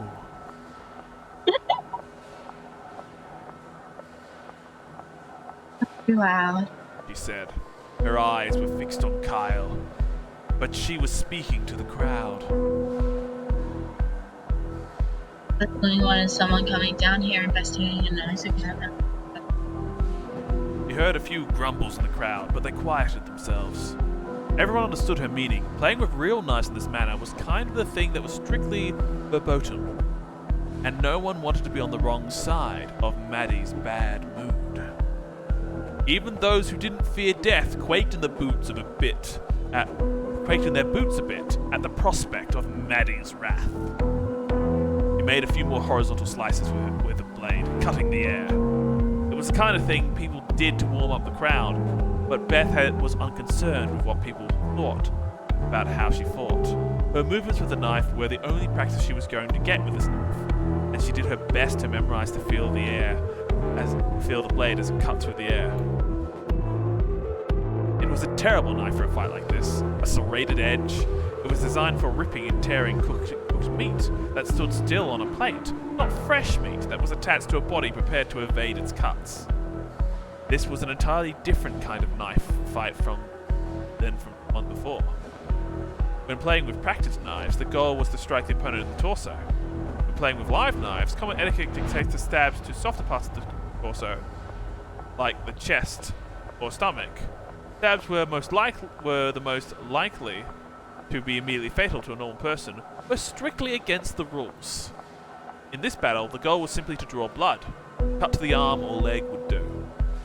Kyle was the first to make a move. He tried to feint to the right before hopping back to his left foot and swinging at her. But he made such obvious shows of telegraphing the attack that Beth had stepped out of the way well before the attack came. Kyle grinned. I guess I'm not gonna outsmart ya. Beth kept her steely gaze trained on Kyle's right hand, the one that held the knife. Well, He said. I guess I'll have to outspeed ya. This time, he stabbed straight forward with a thrust of his arm. It was the first time he'd made an attack without fully committing to it by moving his feet. Beth had been afraid that he might try this. Kyle was nearly half a meter taller than her, and he had finally figured out that his longer arms gave him a tremendous advantage against Beth and her shorter reach. The stab was directed at her shoulder, but she managed to duck out of the way fast enough. But there was no time for her to offer a counterswing before Kyle pulled back and stabbed again. This time attempting to strike her where her arm had been.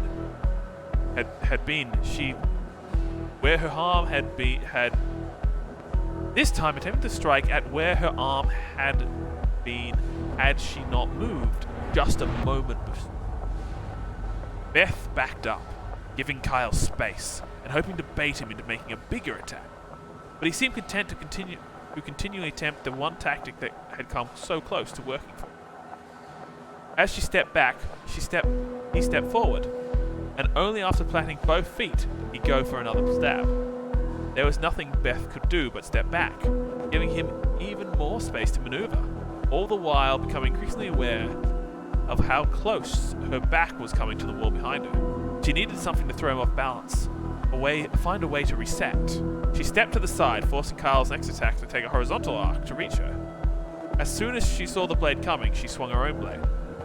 She heard a ting of metal hitting metal as the two blades made contact, and the serrated edge of Kyle's knife hit the smooth edge of hers. They stayed like that for about half a second as Beth kept forcing Kyle's knife to the side, and their knives still locked. She strafed around him until her back was no longer against the wall, placing the two of them on equal footing. Tree, you go and tell us. Sorry. No. This would never happen in a real knife fight. Beth thought to herself. She had been saved only by the serrated edge of Kyle's knife. He grinned, apparently enjoying the moment. Kyle, we're just doing it like in the movies. I know that when you think of a knife fight, you think two swords or two Jedi facing each other with blades locked. But it's not supposed to go like this, and right now you're about to lose the biggest edge you had.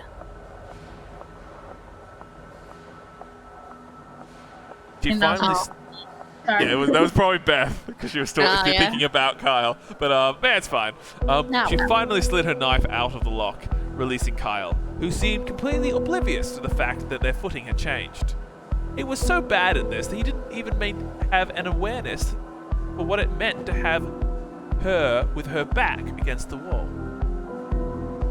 But what Kyle lacked in brains, he made up for in physical size, and Beth was still left with the problem of how to get around his reach. Kyle was doing too good a job controlling the space between them. She couldn't go straight for his chest like she had before. Not that she intended to strike him in the chest, she hadn't forgotten the rules. His reach made it equally difficult to go around him. Going over him was certainly out of the question, which meant her opening had to be from underneath. A stab to the groin would certainly be against the spirit of the rules, but she might be able to get a good shot at his legs if she was close enough to the floor. But there was no way to get under his arms from a standing position. If she was going to attempt a leg strike, she would have to commit to it. She needed to create an opening. He feinted sideways towards the wall. Unlike Kyle's attempt at a feint, Beth moves to the left served dual function while placing her weight in the perfect position to push off her left foot, moving right while Kyle moved left. She made as if to swing at him from the right, which prompted Kyle to stab in that direction. and with his body moving left and his arm moving right, the reach of his arms was effectively reduced. Just enough for her to slide under. Only one way to find out. She bent her knees, falling forward like a sprinter leaning forward on the starting blocks. There it was. He was twisting to the right, reflexively trying to kick at her, allowing her to lunge forward and place her knife directly in the path of his swinging leg. He was grunting. Whoa! He let out a panicked yelp. No, he wasn't twisting. He was falling. And the way her knife was pointed at her, it was positioned to anchor itself directly into his belly if he fell on top of her. She reflectively tossed the knife aside, hearing it clatter to the floor as Kyle's weight came down on top of her. His tumbling knee struck her directly below the chest, and she felt herself falling. Her head falling to the floor until the moment she felt the impact of the ground on her back, on the back of her head, and everything went black. And that's it.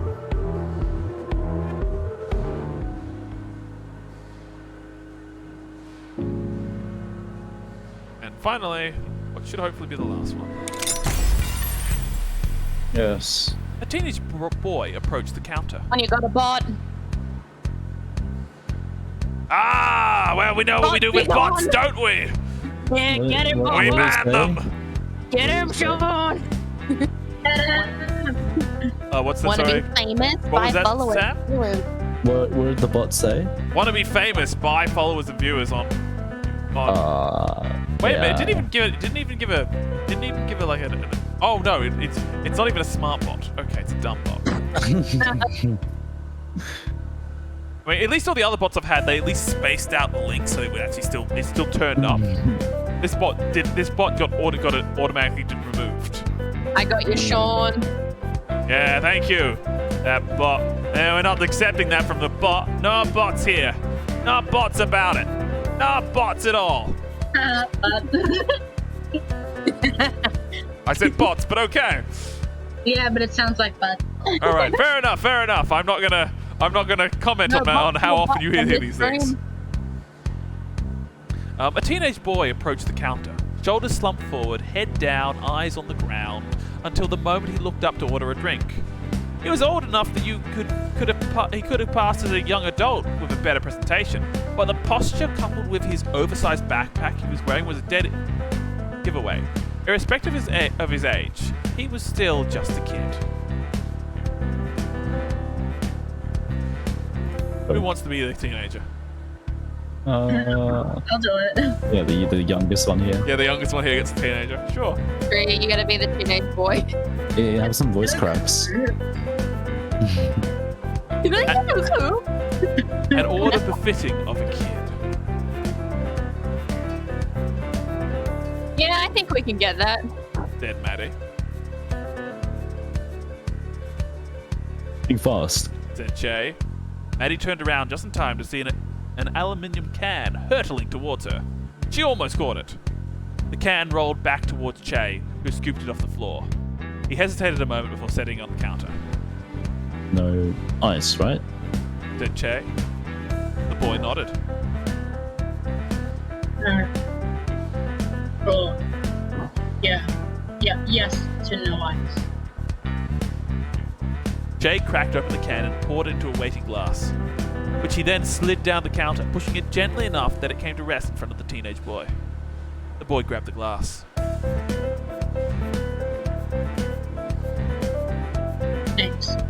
He said. He glanced around the room. You're looking for. Oh, sorry. If you're looking for a place to sit, there should be plenty of seats upstairs. The boy nodded and headed for the stairs, drink in hand. Plenty of seats down here too. Said Maddie, turning to Che. Yeah, Said Che. but I think upstairs is more Tuan's place. Pace. What'd you just call him? Tuan. Said Che. People have names, you know. That's the problem with having regulars. Said Maddie. People expect you to remember their names.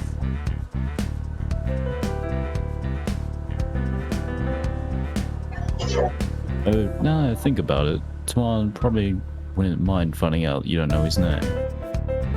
Can't have your name on Maddie's shit list. Can't have your name on Maddie's shit list if she doesn't know it.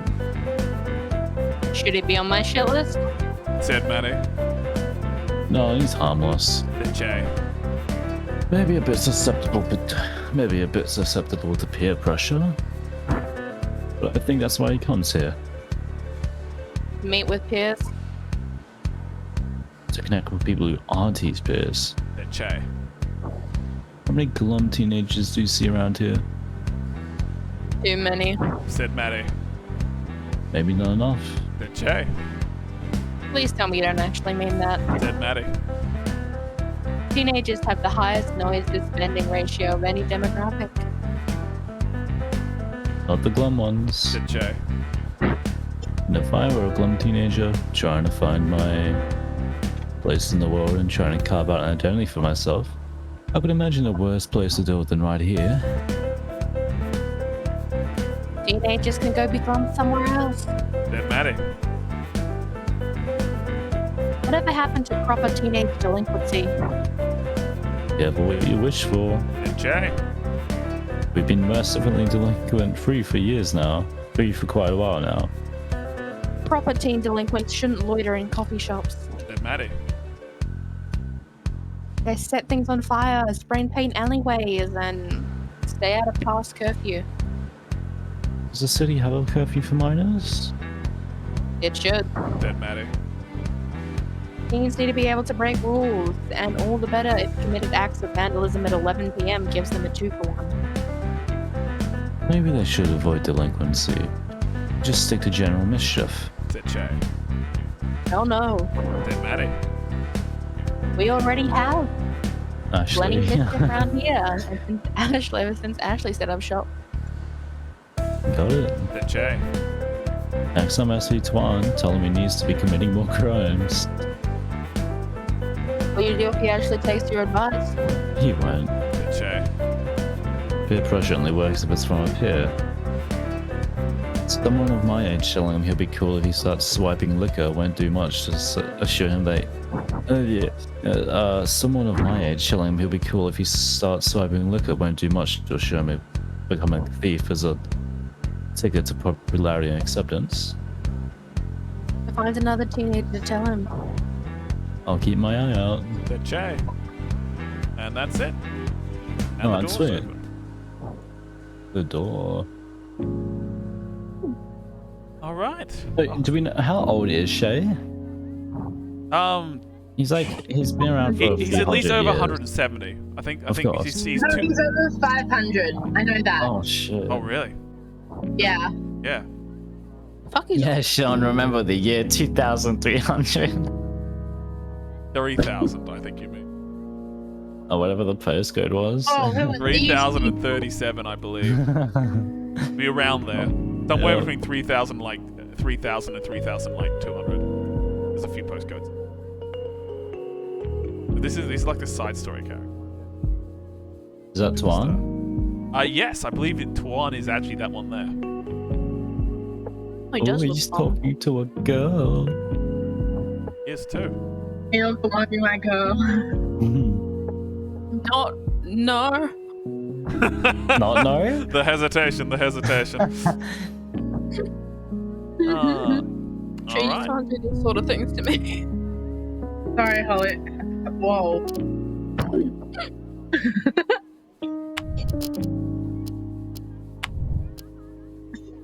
Alrighty then. Yeah, well, thank you for joining us. Yeah. Those who are watching the stream, which is, I think, one person who's not in the call, thank you. Have a good day. Yeah. Bye. Well, we do this every week on a Thursday. That one person, you're always welcome. You better be back here next time. I swear to fucking God. Who also does other streams outside of that? Ah, the person speaks. Oh wait, it's Kenda. Fuck. You better be here next time. Hi, Kenda. You're still welcome, Kenda.